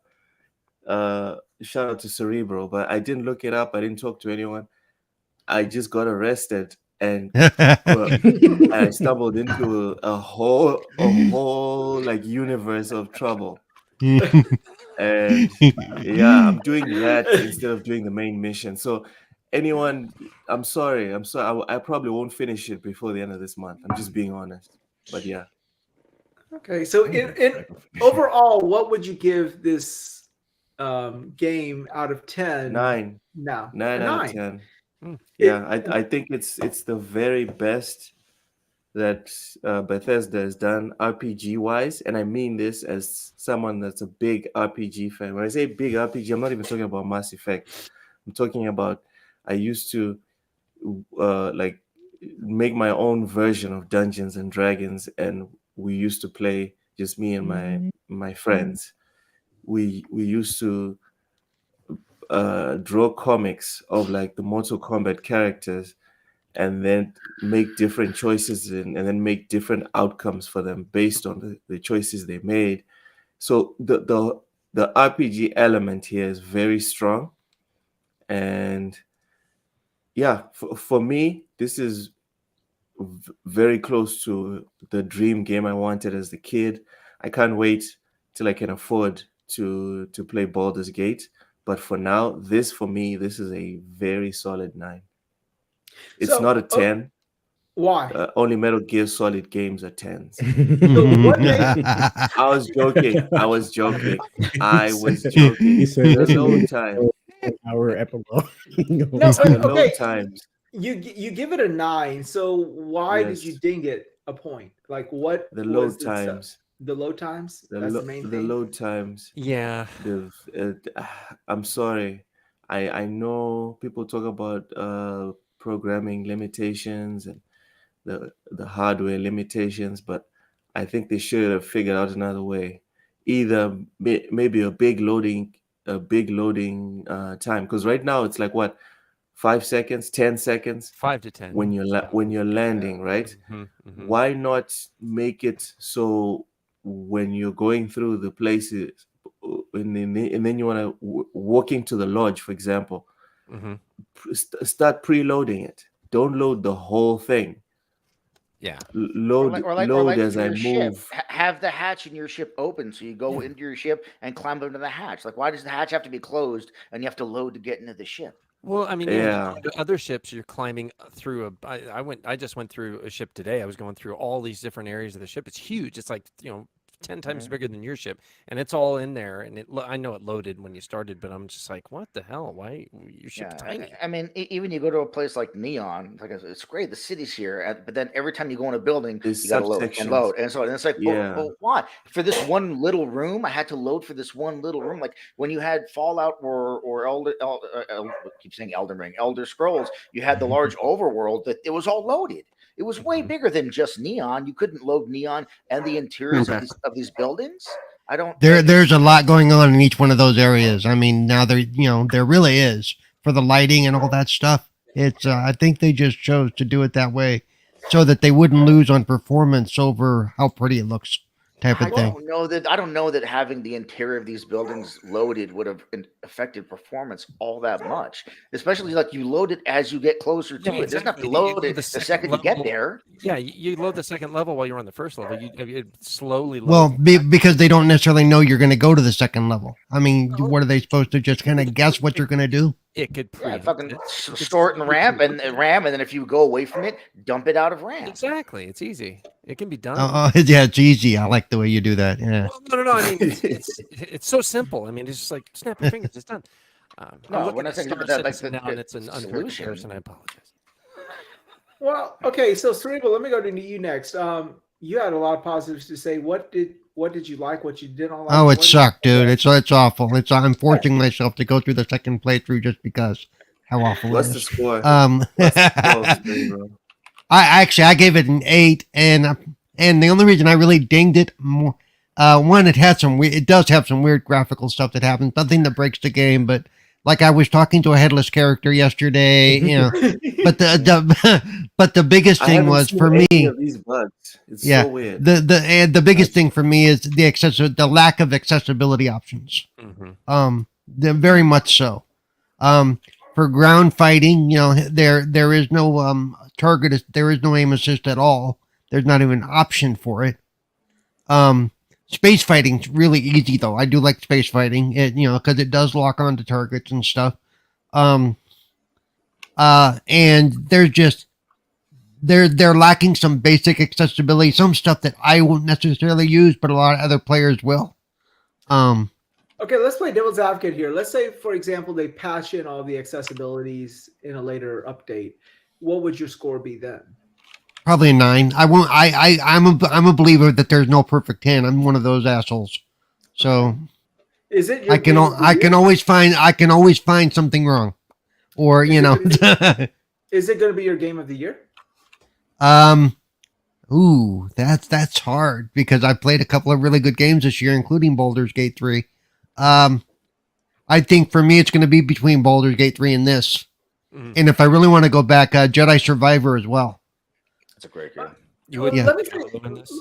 Let me say this about Baldur's Gate 3. I mean, when I was reading the reviews and people are saying, "Oh, you shouldn't compare this game to other games because they were in a special situation," I didn't understand what they were talking about. But after I really have gotten into Baldur's Gate 3, that is a unicorn. That game, the depth of that game, everything it's just another level, and they're right about that. So yeah, that is going to be a hard pull between me for those two games for me as well. And I'm not comparing the two games. I'm just saying of the ones that I played, the three biggest being Baldur's Gate 3, Jedi Survivor, and this one. It's going to be a hard go either way.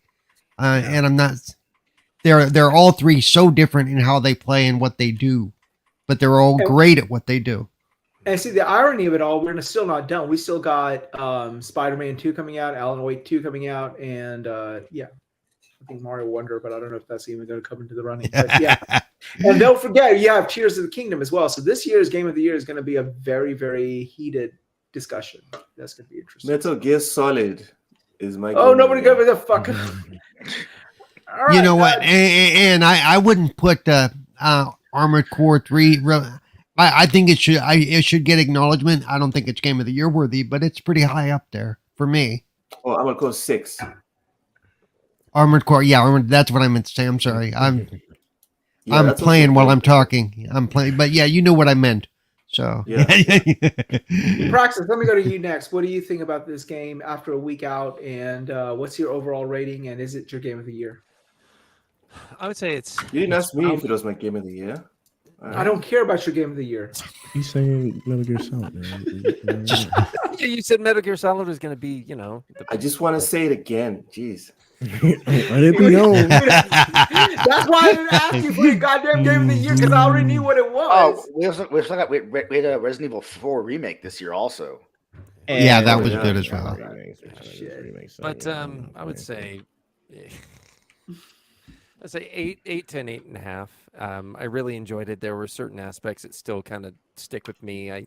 Like I said, it's just like small things, really. Not having ground vehicles in certain areas where you got to go through. And I'm an explorer type person. I like going all over the place and looking at everything and picking up everything I can. Like I said, I weighed down everybody that was in my party to the point that nobody could run for more than a few seconds. We all almost died trying to get back. You have a ship. You have a ship's hold, right? You can use that. I want to officially say that the storm.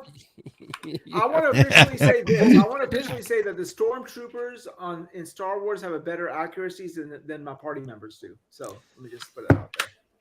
Yeah, I got to get better guns. That's all it comes down to. My best gun right now is my stupid laser that I pick rocks up with.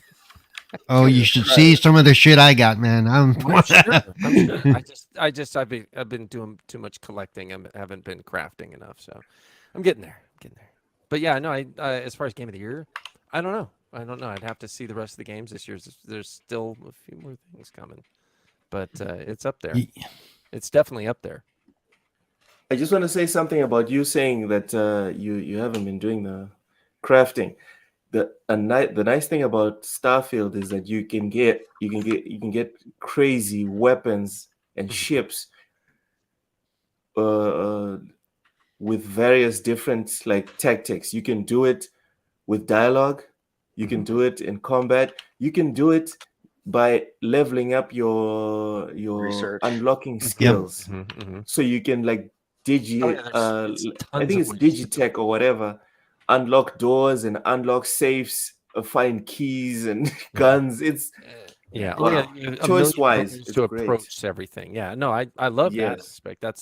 That is great. I was going to say the first mission that you have to deal with one of the Red Faction guys. You land the very first mission that you land and you have to go deal with him. I actually talked him out of fighting me. I got it to where he was going to let me go. I turned around and I shot the fucking container behind him and killed him. I was like, fuck you, dude. Yes, I love it. This game is awesome. So, almost get Super. What about you? Yeah, it's. I think it's a great game. I'm having fun with it. I can see, where if Loke thinks it's a 9, I can easily see someone making a case for it being a 9. I personally think it's between a 7 and a 5. But I can't see people saying, like I told you earlier, people saying 5 and 6. I can't see a fucking case being made where this game is a 5 or a 6. That's just ridiculous. I think for me it is an 8. The issues I have with it overall, I'm enjoying it. It's all the things that Bethesda games are that I love. The things that I have issues with, I don't like the way they've done the skills in this game versus other games. I feel like it really grinds all your progress behind having to place skill points into things. And then I really think that if this game was condensed to less planets, it would have been a better game, because I feel that most of the planets are kind of empty and devoid of life. Super, you think I'm being unreasonable with the loading thing? No, I think that there are far too many loading screens. It's you load this to load this to load this. Like I told someone the other day, it's like if I'm in a building, like there's 2 ways to do things too, right? Like there's the way that would be like the most immersive, and then there's I skip everything and just do fast travel. If you want to do the immersive way, if I'm in a building and it's like, okay, now you need to go to this planet, cool. Leave the building, loading screen. Now I'm in the town. Walk to my ship, loading screen. Get in the ship. Fucking pick where I want to go. Loading screen as it loads that part of space, and then you can fast travel from the menu without having to do all that walking back. Right. And that's my point. There's 2 ways to do it. What I'm explaining is the quote unquote immersive way, or there's the fast travel way. But honestly, neither way is immersive, which kind of sucks. No, also, Super, you skipped over the fact that there's multiple buildings or structures that you're in, right? You loaded into it, right? There's subsections of said structure that you load into as well. Oh yeah. I don't know if you skipped that or you forgot. Just a quick reminder. No, I wasn't thinking about it. Well, let me ask you guys this. Do you think this is taking, first of all, are the load times less on PC? And they are. Okay, so what do you think? Xbox, this Series X is supposed to have the Velocity architecture, or at least that's what was sold to us, analogous to PlayStation's hard drive as well. Why do you think the load times are still as exorbitant as they are? This game doesn't feel like it was optimized for SSDs at all. There's no way. There's no way. Because if it was optimized for the SSDs, there'd be no loading screens. It would just be you go to a door and it opens. Yeah, it doesn't feel terribly optimized. I mean, I get pretty good load times, like a couple seconds, if even that. But it's Jim, still. what are you playing it on? PC. Okay, so go ahead, give us your impressions about the game and your overall score. I mean, overall score, I'd say probably 8 or a 9, somewhere in there. So what? Probably closer to a 9. as far as like why I didn't give it a 10, obviously just loading screens, because it's like, okay, well, if this is optimized for an SSD, I shouldn't have to have as many loading screens. Like if I'm going from the town to the buildings, maybe I could see that. But like going in between parts of my ship to outside, but like, of course, some of the controversy was like, oh, well, you got ladders, you got loading screens for ladders and elevators. In some areas, yeah. But like in Neon, for example, there shouldn't be loading screens going from section to section of Neon, which is one of the cities. Yeah. Whereas like in my ship, you can actually go between the different levels with ladders. So I just did a mission in Neon where it was like, go to this place. I had to take an elevator up, load screen, elevator up, talk to the person, take the elevator back down, load screen, go across Neon, take another elevator, load screen, up to the fucking place, talk to the person, take the elevator back down, load screen. It was like 3 or 4 times. It's like, dude, this mission is killing me with the goddamn elevators and the fucking load screens. But something has to be also. I just want to add something real quick. Was one thing that was promised when this generation started, besides the whole frames per second 4K, a lot of these devs were talking about we're gonna see a lot of games that are gonna be seamless. We're not gonna see a lot of load screens in games. Right. We heard that when the devs were asked by these companies, what do you want to see in these new consoles? They were like, oh, an SSD so we can get rid of load screens. And then none of them fucking use it. Yeah. And it's bad enough when they kind of don't use it. But this one, like Starfield, man, they use it so much. Mm-hmm. It's just, it's crippling because the immersion, the rhythm, it gets cut. You're having so much fun. You just had a riveting experience negotiating with a guy that tried to kill you just now. You negotiated with him. You're now friends, and you killed your buddy who was with you while you were fighting the other guy, right? And then you're going to do fuck knows what, but you're instead of slowly coming down from your high, you're just cut. It's like a cut, and then you fall. You're like, fuck this again, So that's my big thing with the loading screens. I'm not saying it's a bad game. It's just that this is it's a big Achilles heel for the game, in my opinion. So let me ask you guys this. I'm going to open up to the panel. This one quick question here. Number one, 2 parts. Number one. Hey, I just figured it out. Yay. Sorry, I didn't mean to cut you off. I just figured out how to do something. Okay, cool. I'm happy that you figured it out, whatever the fuck it was. But okay, so. How to assign weapons. Oh, okay. So my question is, there's got to be something to be said. Like everyone here is arguing about the loading screens, but apparently the game is compelling enough to make you look beyond that as well. So that's hell yeah! About the game, Dude. Amazing story. The writing is top tier. The graphics aren't great in terms of facial animations, or whatever, but that's okay. I thought the facial animation was actually pretty good. Yeah, but you see, the thing is this. Go ahead. But we think that. But you see, the problem I have here is this. Like, say for example, in another year or another universe, if you will, Baldur's Gate 3 was never released this year, and it was just Starfield. Do you think Starfield hands down Starfield? Yeah. Oh yeah. Hands down. So you think Starfield reviews got tainted by Baldur's Gate 3's reception? Not tainted. I wouldn't say tainted. Sorry. Yeah, I don't know how that works. Just competition. That's all. Yeah. Well, I mean, like if you look at silver, then you look at gold, the silver doesn't look back that nice anymore, right? So that's what I'm saying. Like, do you think that Baldur's Gate 3 and its commercial success and just overall its critical success has sort of negatively impacted Starfield in any minor shape? No. If you fuck a chick and it was like one of the best lays of your life of all time, and then now you hook up with another chick, you're going to compare. And she's lazy. Experiences. Yeah. Well, you can compare.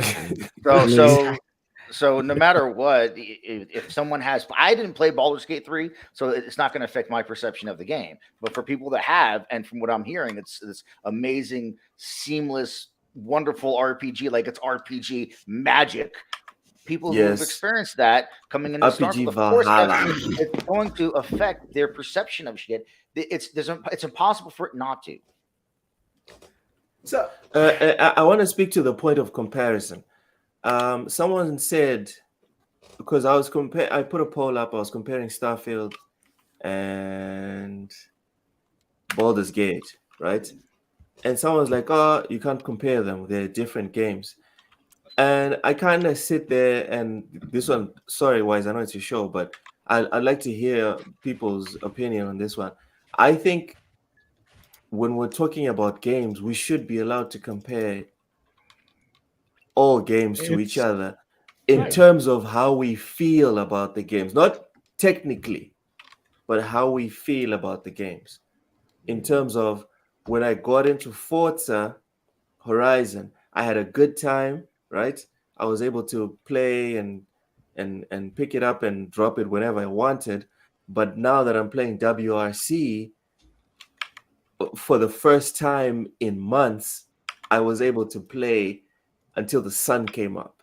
I literally went all night. And for me, like it's you went different all night. types That's of amazing. games. Oh, man. That's longer Yeah, than you did it's- with your wife. Go ahead. Oh God. Point is, do you guys think it's crazy to say that you can actually compare different types You- of games? So I think you can, but it really how they depends. grab you. Yeah. But you know, Based on- Starfield and Baldur's Gate 3, they sort of lend themselves to that because what you can do in Starfield and in Space Sim, you're actually able to do in Baldur's Gate 3. You know, open dialogues, Oh, yeah. escape a battle, this and that. And they're also There's certain both, criteria. they're There's certain both elements that you can. RPGs. Yeah, there's certain elements that are shared across both games. And just like you're saying, there's things of how they make you feel, and you just got to have make sure you're coming in with an honest conversation because, like, you know, someone's saying, "Oh, they're completely different games," and one's first-person shooter, space combat, and the other is a top-down D&D style game. Like, you can still talk about the story, the characters, writing. Right. At the end visuals, of the day, they're the different same things. genre of game. I think it's fair to be able to compare games in the same genre. That's like saying, "Oh, well, I watched this sci-fi horror movie that took place in space, so I can't compare it to this horror movie that took place on Earth." Like, why not? They're both horror movies. Just because that one happened in space and the narrative was different than this narrative doesn't mean that we can't compare them. They're literally the same genre. Okay. Well, on that same topic, okay, so and me, Supa, and Cerebral were actually talking about this before the podcast. And this is actually this topic that I want to bring up with Starfield pertaining to this was actually I was watching a video by Ed Minion or something like I forgot his name. I'm going to post it in the. It's this guy. He's got a pretty good YouTube following, and he was talking about how he was not saying Starfield was a bad game. His argument was that Starfield, so they make a scope of a game, right? And they make the scope of the game before they even make the game. Maybe the scope of Starfield was too big. You know, as they say in science, just because you can do something doesn't mean you should do something. And yeah, can No, you they make said that in a game- Jurassic Park, but you know that's okay. Well, no, in science, whenever you see that quote, it's attributed to Right. only Dr. Ian Malcolm. Exactly.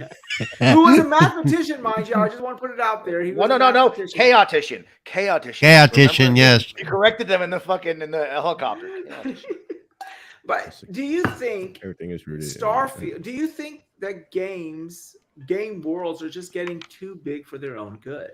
That we're getting the size of the game, but then we're losing the minute-to-minute interactions that make the games enjoyable. So maybe do you think games are getting in size and scope too big, that the developers are so laser focused on making a bigger and bigger game that they fail to populate said world? I mean, Breath of the Wild was the first game that came out like this, right? They came out and everyone's like, yeah, it's a great game, but for the most part, there ain't really much of anything to do in the world. You know, you kill a goblin here or there, but that's really pretty much it. And of course, with Starfield, and we were talking about this, would the game experience had been better if they, instead of focusing on 1,000 planets, 80% of which you are just collecting resources on, instead of 1,000, scoping it back down to 250 planets and giving me more planets with custom curated content. So just open up to a panel. Do you think games are getting too big? And do you think Starfield would have been better if they had just sort of limited their size and stuff? I do. I think if they had condensed some of the content, and I know that Cerebral's saying like, well, you're going to do like 20 planets and they all have life on them, and but the thing is, like, you look at Star Wars Survivor, a game that even you love, Cerebral. Like you go to these multiple planets and they all have life and enemies and characters and stuff like that. Like all of them do. Every single one. There isn't a single planet that's just nothing, just dead. So, well, but you can't. But you're only experiencing a sliver of the Star Wars universe.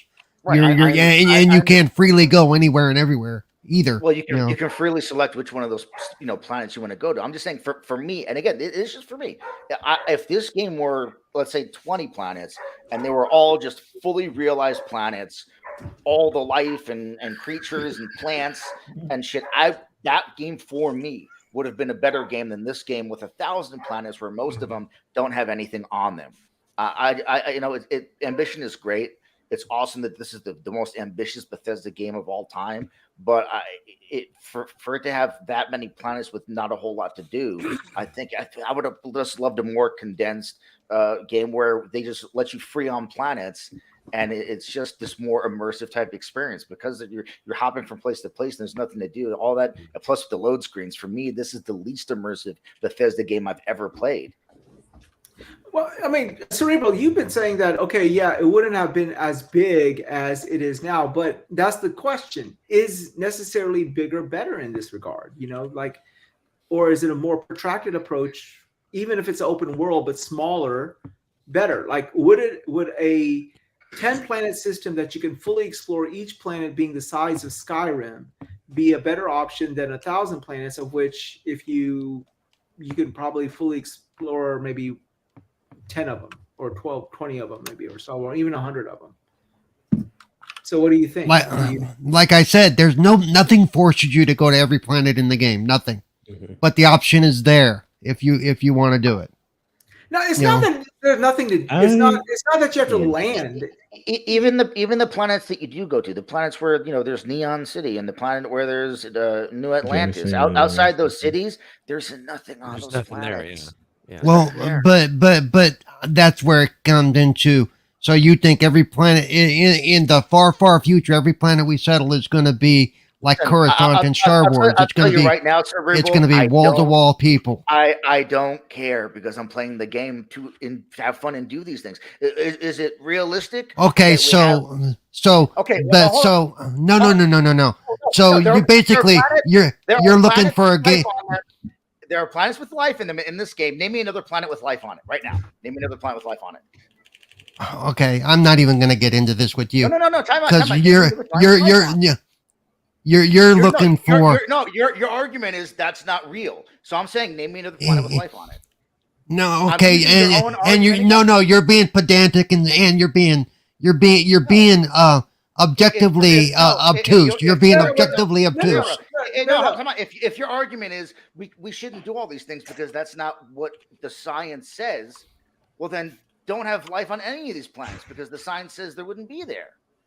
Like, this is a game that's supposed to be fun. I understand that they're trying to make it as realistic as possible, but there are so many elements of this game that are outside the realm of real or realistic. And for me, like, to say, oh well, we're gonna make these planets not as fun because that's realistic, dude. It's a video game. Well, for you, it would be more fun. For me, it wouldn't be more fun to have every planet be packed wall to wall with buildings and people. Because that wouldn't be. If you land on the planet, you're going to get out of your ship and be like, God damn it, there's things here. Fuck it. Back in the ship, guys. I'm guessing you're not. Now you're being pretend. Okay. Triple, go ahead. Triple, go ahead. So I will admit I haven't made it far enough to see all major planets. Since I know in the race they said there are some handcrafted planets that have like their own secrets. But what I'm understanding with you, Supa, is that not every planet needs to have like a major city, but at least a lot of landmarks and things to explore. I've landed on a few planets where I found like a cave and there's like a person dying of some sickness. I was like, oh, that's cool. But now it's like all If it's those. a planet where there's no settlements on it and there's nothing there, okay. But on the planets where clearly human beings have settled down and built, you only built one Structures and city on things. this place. Just one Well, city. What about the rest of it? I'm less concerned about cities and just more things of interest on the planets. It's not just a few rogue enemies here and there. Yeah. It's more like secrets. Like, well, I haven't beat the story, so we don't know about alien structures, but there's like But some Triple. crazy things to find out there. But Triple, yes, what's up, man? I Okay. disagree with you on this one because Starfield is one of those What? games. No. Legit Go ahead. it has all the rights to have a planet that is completely like empty and Oh abandoned. no, I've never said Oh, I have an issue with the empty planets. It is just more of a numbers thing. Like, is 1,000 necessary? Maybe No. not. And that's No. why I said in my playthrough, I haven't explored enough of the game to see how much of the game is comprised of. Oh yeah, there's stuff to do here. I'm only in Jameson, so like out of all the 1,000 planets, maybe 10 of them have life, and I'm like, okay, that's fine. I can just do whatever I want there, get my fill of that. They want to explore and dick around, and I can do that in the other 990 planets. So I can't really completely answer. Let me put it this way: so far from what I'm understanding, is the story where you're actually following the story is very good, and in a game where it's something to lead you along to really get the your side feel content and is great. yeah, also. and the side content, and like I said, Yeah, I the came side across a content's damn great. application kiosk and things. The game's filled with stuff. Then I could say the game's not bloated, because it's one thing to say there's a lot to do, but then it feels like it's a lot of emptiness that are stringing me along to force me to pad out the game. Whereas, hey man, if you just want to experience the story, and from what I'm understanding, it's a really good story and some side content along the way, then great. So See, No, I there's agree a with ton you. to do. Like you could literally devote your entire life just to building settlements. Like that system is so Yeah. deep, and there's so much there. Like there's a lot to do And in the building game. ships. Right. Oh yeah. Oh yeah. The things with the dead planets, it's not so much that I'm upset that there's planets with nothing on it. There are great, as long as there are also planets with a lot of stuff on them, and there aren't. All the planets, like you have a planet that's got New Atlantis, or a planet that has neon, and then outside of those cities on those planets, there is nothing else there. So if there was like an even amount or something, it's just I find that almost every planet, aside from the one city, has let nothing me ask on you it. this: aside from the planets, what about just the random structures that you find and the random people you could encounter in space? Like, not focus on the planets itself, but just what else is game offering altogether. Like I said, I found a random planet and dude just chilling up there. I had to go collect a bounty. I just found this place to den that's just floating in Yep. space with a Yeah. space station. And that's my assigned to that. And what That's a is- place where you can go to sell contraband, by the way, if you didn't know that. If you have yeah, contraband, you can go there. so I think the fixation shouldn't be planets themselves, but just what is there to do in the game outside of the planets, outside of just we're expecting life and combat, but what else I can know, I find but in at the the same system? time, dude, one of the selling points is 1,000 planets. Like Bethesda's Yeah, the don't- ones like don't- dude, 1,000 planets. They made a I big kind of am in deal. agreement on like, do we need 1,000? But my only complaint of 1,000 is if that 1,000 hinders everything else I'm not doing. Like, that doesn't seem to be the case. But let's just say, for example, they code the game so poorly that I'm on planet 1 and it has to render all 999 planets. Like, at that point, I'm just like, that's stupid. But that's not the case. So No. Or the how numbers. many- Imagine if they took all the things you can find and the structures and the things and condensed it down to fewer planets. Where like there's more to do on that planet. Because for me, my favorite thing about Bethesda games is just exploring, looking around, see what I can find. And these planets, there's not a whole lot to find when I explore. And like I told Wize before, I was doing a survey and I was like, oh, natural structure. I was like, all right. I marched my happy ass 900 meters in that direction. And it was a fucking pond. It was a pond about the size of a car. I'm like, what? I couldn't drink it. I couldn't You do found anything. water. I was like, dude, what? And then I looked around and there's nothing around me. And I could fast travel back to my ship, luckily, because I wasn't encumbered. And then there was another thing, 700 meters the opposite direction. And it was just a small little outpost. Like there's not would say enough there. One of the features that they could have put in the game that they, in my opinion, they should have put the game was taking your ship and flying it around the planet on the surface so you can find those things and see them from the air instead of land and then have to walk a million some miles, like you vehicle. said. Some type Or of vehicle have that a you vehicle, get like I around said, faster. some way to Yeah. travel and to see things quicker instead of having to rely on your walking on your feet. I think that takes away from a lot of the experience. Again, like- guys, cardio. All right. Yeah, I understand, and you can fast travel and do that too, unless you're encumbered, and then you can't fast travel, which I find hilarious. But Yeah. nonetheless, there's some features in the game that actually do piss me off. It's like, okay, that doesn't make any sense. Why would you, when you have too much, you can't fast travel all of a sudden? Oh, you can't go move fast. No. Oh my God, no. Well, But and they've it's always done that with encumbrance. In all games that have encumbrance, they do that But shit. here- which is but annoying. here's the I'm glad thing you can that- run, though. That's There's two things that bothered me about this whole situation. Number one, I think it's a great game. I think it's a 9 for me as well. However, I think it's a Bethesda game with a normal amount, maybe a little bit more content than, say, your Skyrim and stuff. But it's And because a lot less it's being, jank. But yeah, and a lot less bugs. Thank God for that, it's, right? it's definitely the least buggy game Bethesda's ever made, hands down. I still miss my dragon being launched into space whenever I kill it, but oh well. That's a Bro, different in story. Skyrim, I remember I found this space moose, and I thought not space, like a lake moose. I found this moose under the water of this lake, and I thought it was just me. No, it's this fucking moose. It's just under the water in this one lake. Anybody can come see the water moose. The water moose.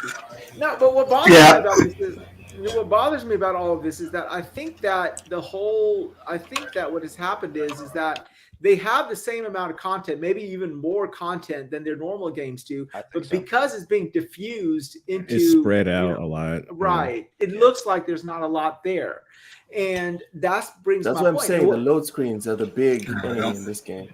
Yeah.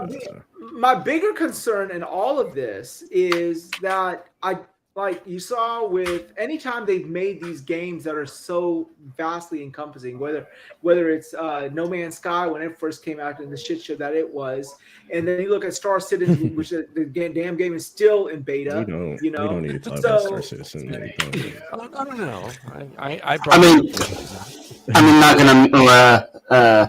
Not gonna lie, Wize, I do sometimes miss the Skyrim space program. So, Well, it's launching dragons into space.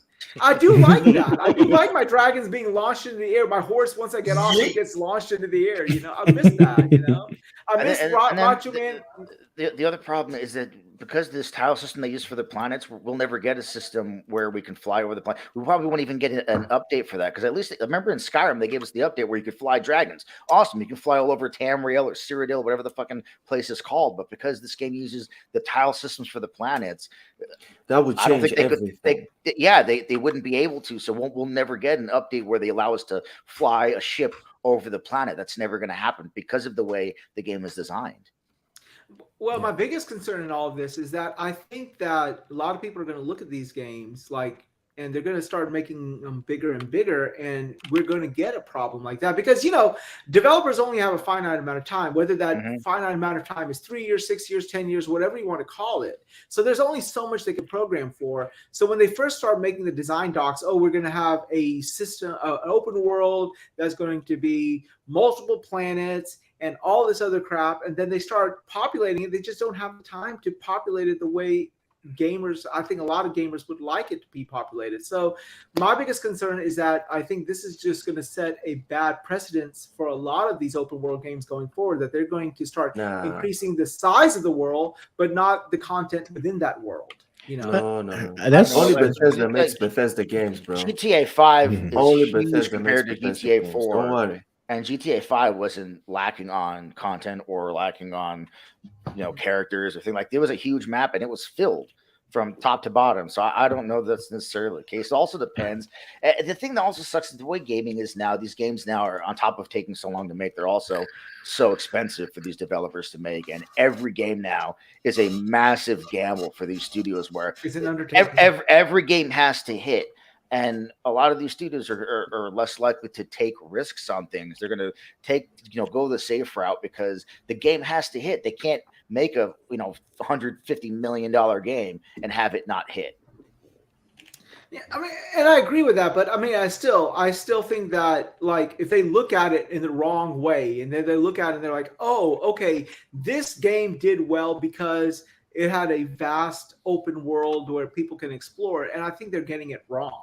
And I think that's the big problem, Yeah, so, it's kind of probably not exactly the same, but I guess my concern would be, please don't just make a lot of games and load them with this empty. I nothing to also do and I haven't heard a like, single person talk about Starfield and say, "Oh, what's my positives? It's 1,000 planets." So I don't know anyone that's really hyping up the fact that this game I- has all these planets as the thing that like, oh, dude, this game's really got a main 1,000 selling planets. point. Get it Yeah. right? It's all the other Bethesda amazingness that Yeah. everyone's talking about. Exactly. I don't.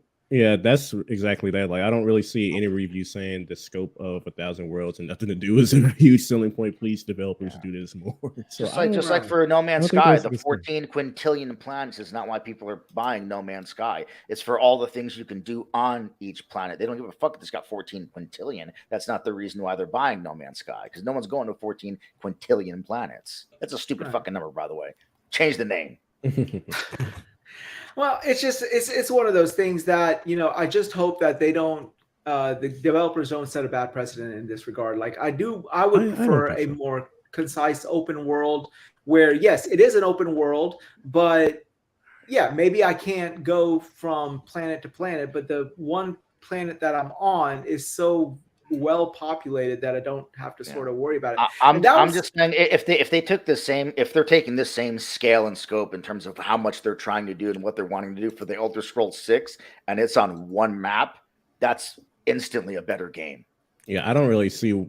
I don't expect them to do anything like multiple worlds, and unless they do like multiple, you can go to like the Daedric realm or something like multiple realms. That'd be interesting, but multiple planets. But yeah, just going back to what you're talking about, Wize, I don't think that's going to happen because you also got to look into how many devs will be even wanting to put that much work into their game, and as we said, that's not really the selling point of Starfield. So I don't know what dev would want to, unless you're Ubisoft that wants to pat your games out. I don't know any dev that's going to look at Starfield and be like, "Oh, that game was successful because it's 1,000 planets." I don't think. Well, what they're going to know, they're not going to say because of 1,000 planets. What they're going to say is, "Oh, okay, it's number one, it's open world, and open world is a buzzword these days. For some reason, every game has to be open world now for some freaking reason."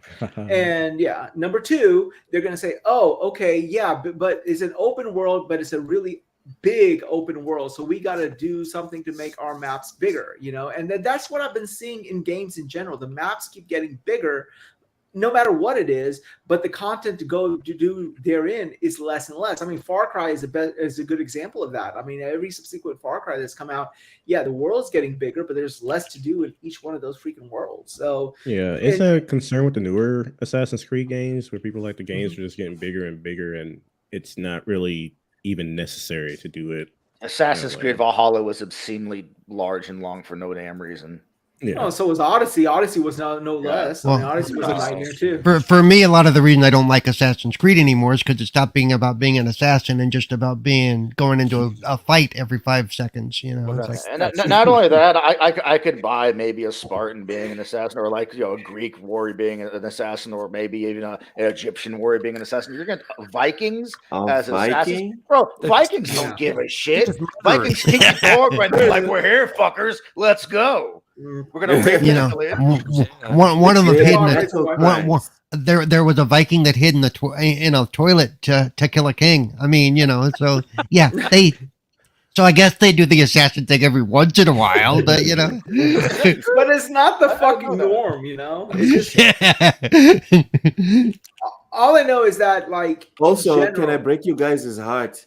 Assassin's Creed Valhalla is the highest selling Assassin's Creed game of all time.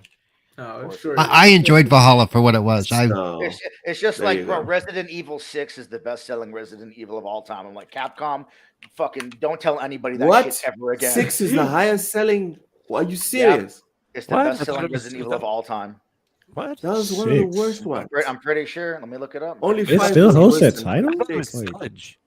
I don't know. People were hyped up. They were selling like, we got Resident Evil 6. That's the Resident Evil for everybody. This is like, okay, I got it. Fabrizio brings up a pretty interesting comment and a question for everybody. Fabrizio. Sorry, sir, for butchering your name. And he asks, if the rumors are true and Cory Barlog is making a sci-fi game, what type of game do you think Santa Monica will make? Do you think they're going to do an open world kind of like Starfield, or do you think they're going to do a more enclosed experience for Santa Monica? Yeah. Third person over the shoulder childcare. I mean, that simulator on the quest That is against the cheating. Astro Gods. That would be I don't. So, I no, mean, no. the possibility. I think they're gonna make a Marvel game, but it'll Another be one? more serious. Yeah, I think they're gonna make a Marvel game, and it'll be more serious. That's all. Maybe about Captain Marvel or something like that. I don't know. They're making. a new Oh Guardians God, of the it's Galaxy. bad enough we have to deal with Abby. Now we have to deal with Captain Marvel as well, and then Brie Larson does the voice. God. Brie Larson with her flat ass. Oh Well, God.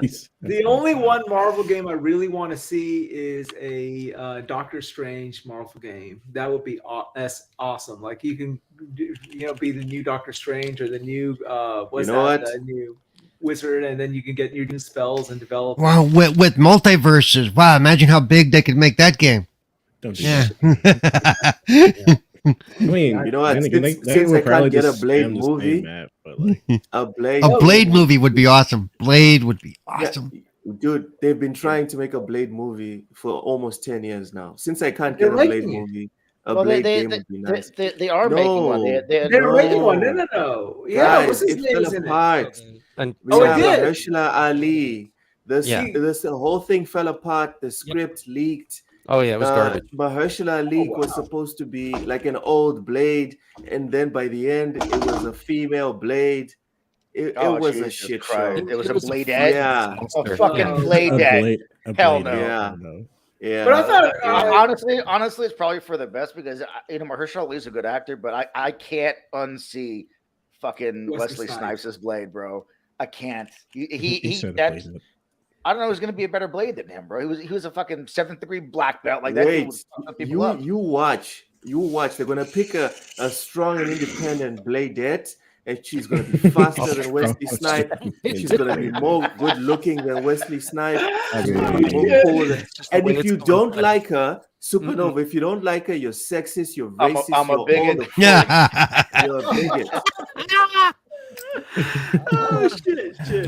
All right, guys. Anyone else have anything to add up to this topic regarding either Fabrizzle's question or regarding the rumors? I don't. I mean, that's just a open. I don't know what to expect from Santa Monica aside from, like I said, Sad Dad Space Simulator or something like that. He's fighting that astral beings for taking his son or celestial beings and something like that. I don't know. I think if it's another one of these games where you have a companion, I think that's going to hurt them. I think they can't make another companion game. It's like you just made 2 companion games. You can't make another companion game. You got to do something else. But what if it was companion Mass Effect style? Man. I'm curious to see. Well, if it's like that, that's different. I'm talking about like with I guess. I'm curious to see what they do because they have made exclusively God of War games since 2002, whenever the fuck the first one came out. So it'll be interesting to see them do something that's not God of War and where it'll go. Because even God of War itself has gone someplace completely different within itself. So I just know whatever it is, it's excited. I think Santa Monica is a great studio. I think it's one of the top tier studios in the industry. So whatever they do, I'm sure it'll be great. Yeah, I think it's going to be really good. And Corley Barlog has always done very well whenever he's released anything. It's been a good caliber of games and everything. So yeah, I mean, his is the best of the original trilogy, easily. I think God of War 2, and then God of War 2018 is fucking awesome. What's Actually, that to be prequel honest, that everybody hated? Which one was that? Ascension. Ascension. Maybe I was just about to. Yeah, who made that one? Who made it? I think that wasn't that Stig Asmussen still that made Ascension. Yeah, Stig made that, but he was still part of Santa Monica. He came in for 3, Stig. He came in for 3, and then he went forward with Ascension as well. Yeah, I think. Yeah, but it was probably Neil Druckmann that made Ascension. Yeah, probably. Yeah. No, but Jesus.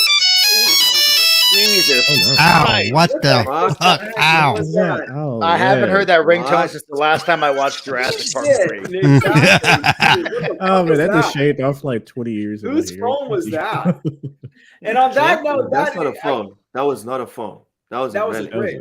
That was a brick, dude. That was about back in the days. Those old Nokia bricks that you can. What? Yeah. What would you rather have, a Yeah. hammer or a Nokia phone as a zombie apocalypse weapon? Yeah. Give me a You didn't Nokia need- phone, all right? You didn't need Exactly. to get yourself. You didn't need to get a twig to spank the kids with those phones. You could use a phone to spank the kids with. It's a So- shame what happened to pretty Nokia, man. Nokia used to be an amazing cell phone maker, and then it just kind of fell off. Yeah, I actually like their Windows Phone. I actually like the Windows Phone. I love those phones. UI. I prefer the phones before that, when they were still using their own OS. When I used a lot of like high end Nokia phones when they were doing their touch screens and flip out keyboards and shit. They were awesome, but then they adopted the Windows OS, and I didn't care for those as much, honestly. Like they had the one, didn't they have the ones that had like the weird outside border shape? It was like hourglass shaped or something. Mhm. Yeah, Yeah, those were some that was good beautiful, dude. I couldn't tell What are you you. talking about? Speaking of this, this is one thing I've always wondered why they didn't do. If they had planets that you just were there to create to get resources from, even Mass Effect. I remember in the first Mass Effect you had to actually land and go and explore. But I think by the third Mass Effect you could just scan the planet, see the resources that The they second had. one. Second the one, second yeah. one. They Yeah. streamlined all the resource gathering. I think they could have done that easily. You can scan the planets from space. Cerebro was saying there's some you can't. I don't know that, but I know. Well, no, I because really- you have to improve the scanning to get some of the rare resources that you can see from space. It actually helps you complete some of the side missions that will come up. But you can scan it. It's just not going to show you everything. Is what you're saying? Right, correct. Yeah, yeah. I don't know. I mean, as I said, it's a game. It's a good game. It's a 9 out of 10, and I think that there are areas for improvement. And I think that maybe they should have. I don't know. I mean, Cerebral, I have to agree to disagree with you in this regard. I just wish they would have maybe sort of protracted their scope a little bit and maybe made it a little bit more encompassing. I think it would have gotten better reviews. I mean, really, at the end of the day, whether you're exploring 1,000 planets or 100 planets, that's still going to take you a fucking long time to do, no matter. Yeah.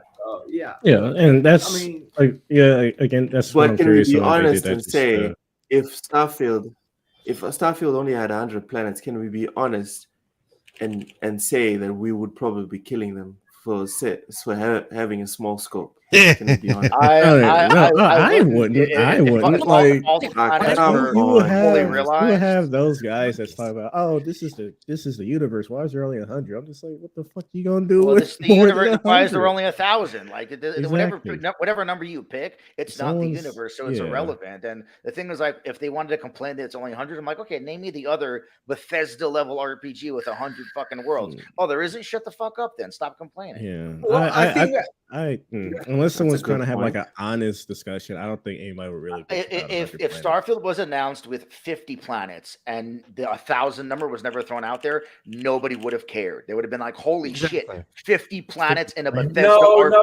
But had that. You know, would have no, that there's one guy be people- like, "Well, No Man's Sky actually in Star Yeah, Citizen." there you go. Yeah, there you go. Well, yeah. No one cares. Why do you only have Just 50 like, when No Man's Sky has 14 quintillion planets? What's And wrong with then, Bethesda? I mean, you people know? even Well, then yeah, people even brought that up. 1,000. Yeah. Those fucking small-minded sons of bitches. 1,000 when that one's got 14 quintillion. Like, you're always gonna have those people. Fuck those people. Yeah, but Well, yeah. But, you know, I do what- want to. I do want to say real quick. These gun models are so nice. I'm sorry. Like I started playing the game with Yeah. Stars. I was like, Right. Oh, Yeah, they're Oh, good. the guns in this game are awesome. Like Fallout had great gunplay, but the guns always suck because they're made of like shovels and screwdrivers and shit. The Yeah. apocalypse. But, made of wood and shit. but the guns in this Those game are are good. fucking awesome. Next And they level. sound Yeah. so good. I Yeah, really, that's- the Oh, the guns sound are like one of design.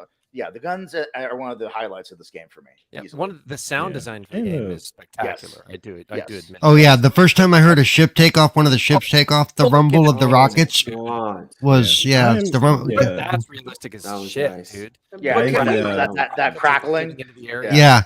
That's like. Can- but that's can we- awesome. I was lucky enough to be in Florida when SpaceX was launching a fucking rocket. I was nowhere near where the launch was, but we were like watching the launch countdown on our phones as we were driving close to where the rocket was, and then we pulled over. We were like maybe 20 miles from where it was, and we saw it take off, and it was crazy because it took off. And then it was flying, and it was like maybe a whole fucking 30 seconds. And then it was just the loudest, craziest noise. I was like, holy fuck, with how loud it was and how far away it was. It's insane. So I can't imagine what it would sound like if you were as close as you are in this game to actual rockets. It would be insane. You'd be deaf. Yeah, Yeah. they would be Well- definitely. I I can feel like say, hitting your chest, bro. It would just be your chest would rumble. but we can say unequivocally, everyone in the panel would agree that this is a true return to form for Bethesda from the shit show that was 76. Oh hell yeah! I just Yeah, want to say, like, anyone, I let me put it this way: it makes sense to have some caution, but for the people who are using Fallout 76, like, hey, this is what's gonna be like. You guys have not played First of all, Skyrim, Fallout Fallout 76 4, was a live service game. It wasn't a mainline exactly Bethesda game. It was also the B team. a It different wasn't team. Bethesda's A But team people kept developing the game. regurgitating. Don't forget So 76. I'm just like, guys, I get it. They did sell you yeah, 76, but you gotta look at the entirety of the situation dude, look at and understand this is gonna Elder be Scrolls different. Online. Elder Scrolls Online is not as good as Skyrim. It wasn't made by the same people. It's its own thing. It's a live service game. It's just like Grand Theft Auto Online is not GTA 5. But then, Don't like, fuck you with know, Yep. it. 76. And remember Local when 76. when that launched, it was utter shit. By the way, so and Yeah, then Win. there it's, was, yeah, it's gotten better over time. yeah.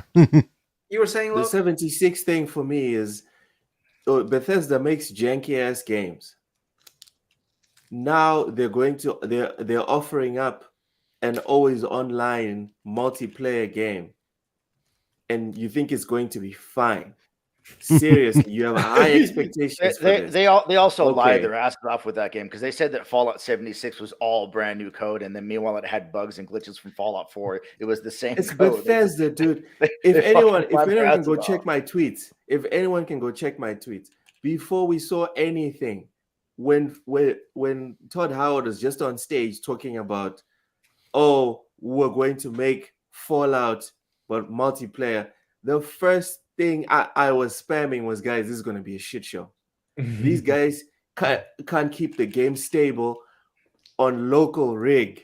Multiplayer, oh fuck. Yeah, but 16 times the detail. Going to Fallout 76, honestly, it's the low hanging fruit. It's the easy thing to go and Yeah. attack, but it is not applicable to the conversation when it comes to actual Bethesda Nah. games. Period.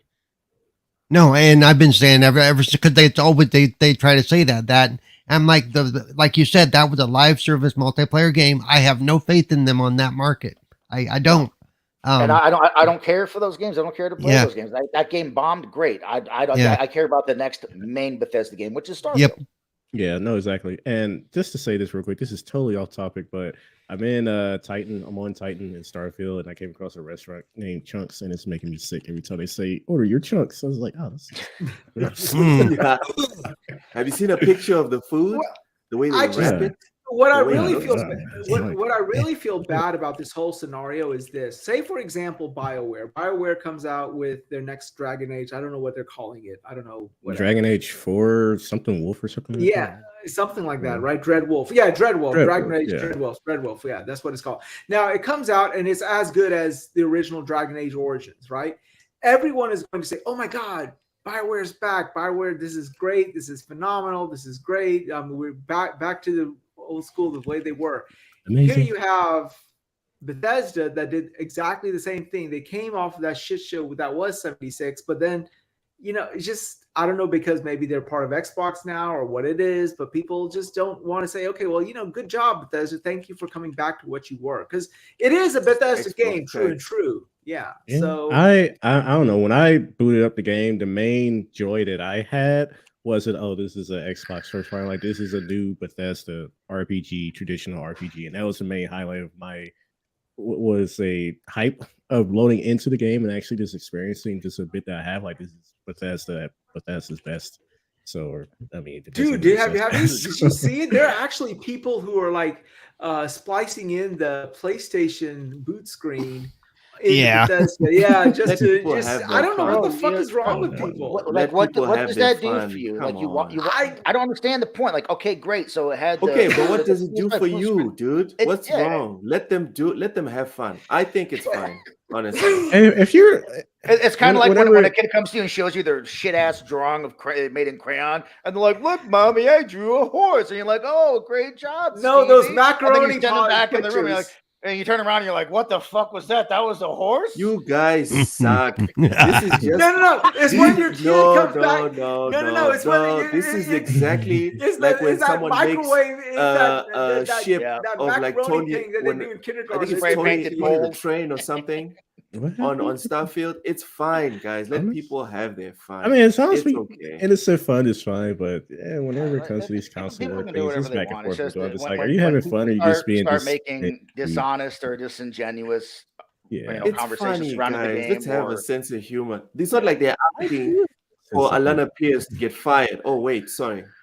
Yeah, that one. I'm just like, Yeah, what the fuck are you on that was about? interesting too. People are trying, like, really, like, how pitiful is your life if all you're doing is trying to get somebody else's fired because of their opinion, dude? Come Alana- on now. oh, for Alana, dude, like, Yeah. yeah, no, but because she works at Santa Monica, she can't talk about or enjoy Oh, games please. from other studios. Yeah. That's dumb. Dude, Phil Spencer himself plays PlayStation games and says he enjoys them. He's supposed to get fired from Xbox. I because he was plays listening to PlayStation games. David. I think it was David Jaffe. He David was saying Jaffe that said that's one of his best games of all time. Yeah. Shit, I'm blanking Dude, out he so said hard. it The guy is behind, the. He said it is the who's- best single player game he's ever not Yeah, not no. best Oh. not best RPG. single player. David Jeff said it's the best single player game he's ever played in his life. I was gonna shocked say, when I saw that. I think he said Neil Druckmann? He was like Gears of War is one of his favorite games, at least according to Jaffe. If that's legit, I don't know, but it just goes to show, like, bro, just play the damn video games. The people that make these games just play video games. And you got people, the consumers, some of the consumers, not everyone, just like arguing. over Alana recently came out with another video, and she was saying, like, we don't, whatever you guys do, she goes, that's what you guys do. But us in the industry, none of us think that way. None of us think about, oh, this is a PlayStation game. Oh, this is this. We just play games, and we have friends that work at all these different places. Unless we you're don't care. Byron, We don't care who does Disney. what. Like, it doesn't matter to us. Because It you matters to want to you guys. know, you want to know what your competition is doing. At the same time, yeah. wild concept. They're just gamers and people who want to play a video game. Wild concept. And imitation is the Damn. most sincerest form of flattery. I mean, like, even in my job, if I see another teacher doing something that I think is great, I'm going to mimic that.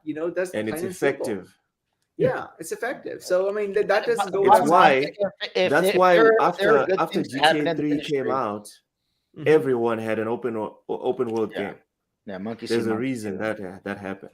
But But I was gonna, therein if go ahead. no, go ahead.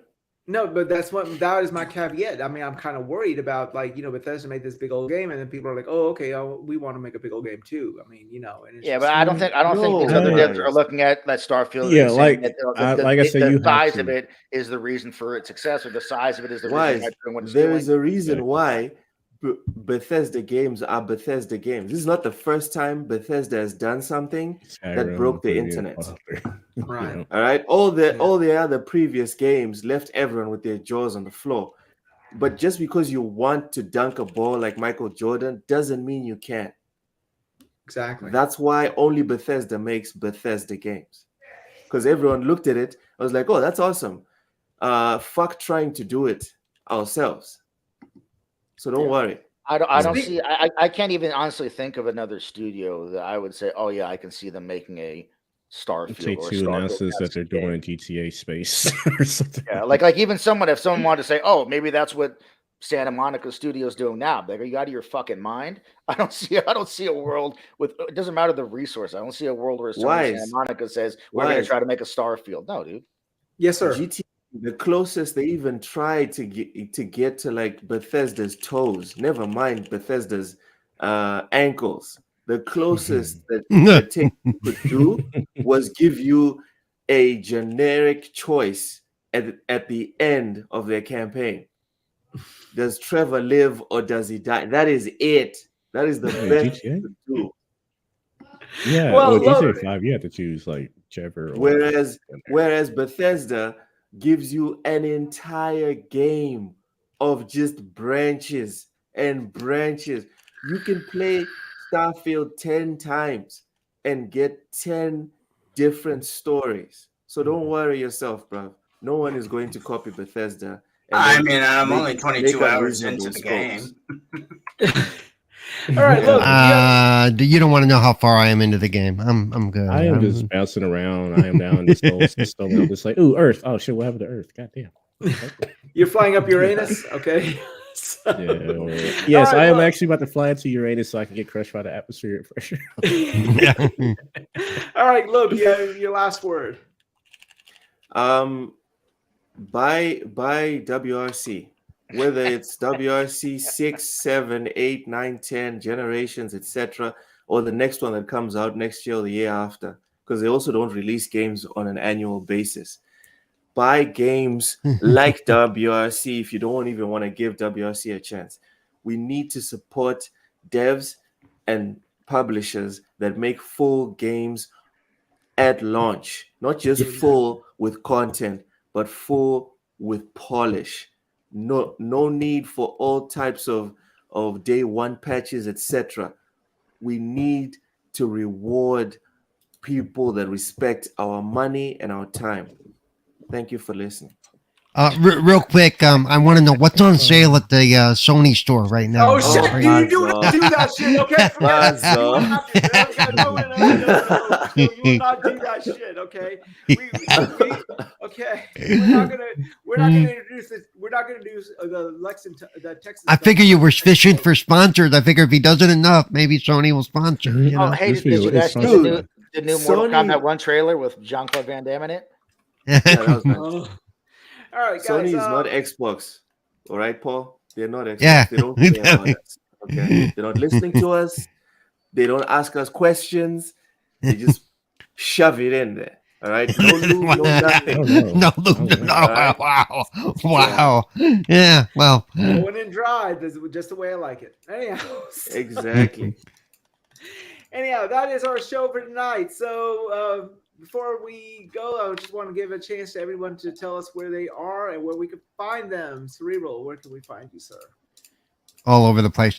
You can find me on X at Cerebral Paul 1, Twitch, Cerebral Paul. Let's see what else. And you can find me Mondays, Wednesdays, and Thursdays at 4GQ TV. Tuesdays, you can find me on the Xbox Ambassador channel at 12:30 p.m. Pacific for Gaming Differently with Cerebral Paul. And then Tuesday night, when I'm up for it, I do the Retro Renegades, and then, of course, Friday right here. So, Thank you. Super, where can we find you, sir? Oh, shit. YouTube at Supernova Gaming. Twitter at, I think, Gaming Supernova. My PSN is Supernova Gaming. My Xbox is Real Supernova. Occasionally, I'm on the Roundtable podcast, and then I'm here every Friday at 6:30 Eastern. Great. Thank you. Praxis, where can we find you? Excuse me. Well, you can hear every Friday night, and then, like I said, on Twitter at Praxis Darth and at Xbox at Darth Praxis, and that's about it. Cool. Triple? Yeah, you can find me on the website known as X. I saw it was trying to be called X.com, and then it reverted back to Twitter. For some reason, so it's hilarious. That's a new website, isn't it? Yeah. I fucking don't know. Anybody at go this to point. type x.com? They might get the wrong one. They might get the it wrong was- yeah, I know. Yeah. Like I said, I saw it. I typed in Twitter, and like the URLs was in X, and it went to Twitter. It's like, what the fuck? But anyway, yeah, you can find me on Twitter, YouTube, Triple Goblin Game. You can find me here mostly every Friday. Mostly, I don't. Okay. Mostly. All right. Look, where can we find you, sir? You can find me here every Friday, 6:30 Eastern, midnight and 30 minutes Central African time. Don't try and find me anywhere else. I cannot reinforce your bias for whatever console you fanboy for. Cheers. All right, Jim, where can we find you, sir? Oh, my God. Yeah. Oh no! Me fucking is. Oh, man. That was perfect. That was on purpose. This time it was on purpose. Apparently on the phone, but yeah, Twitter here, the usual places. Earth, bitch.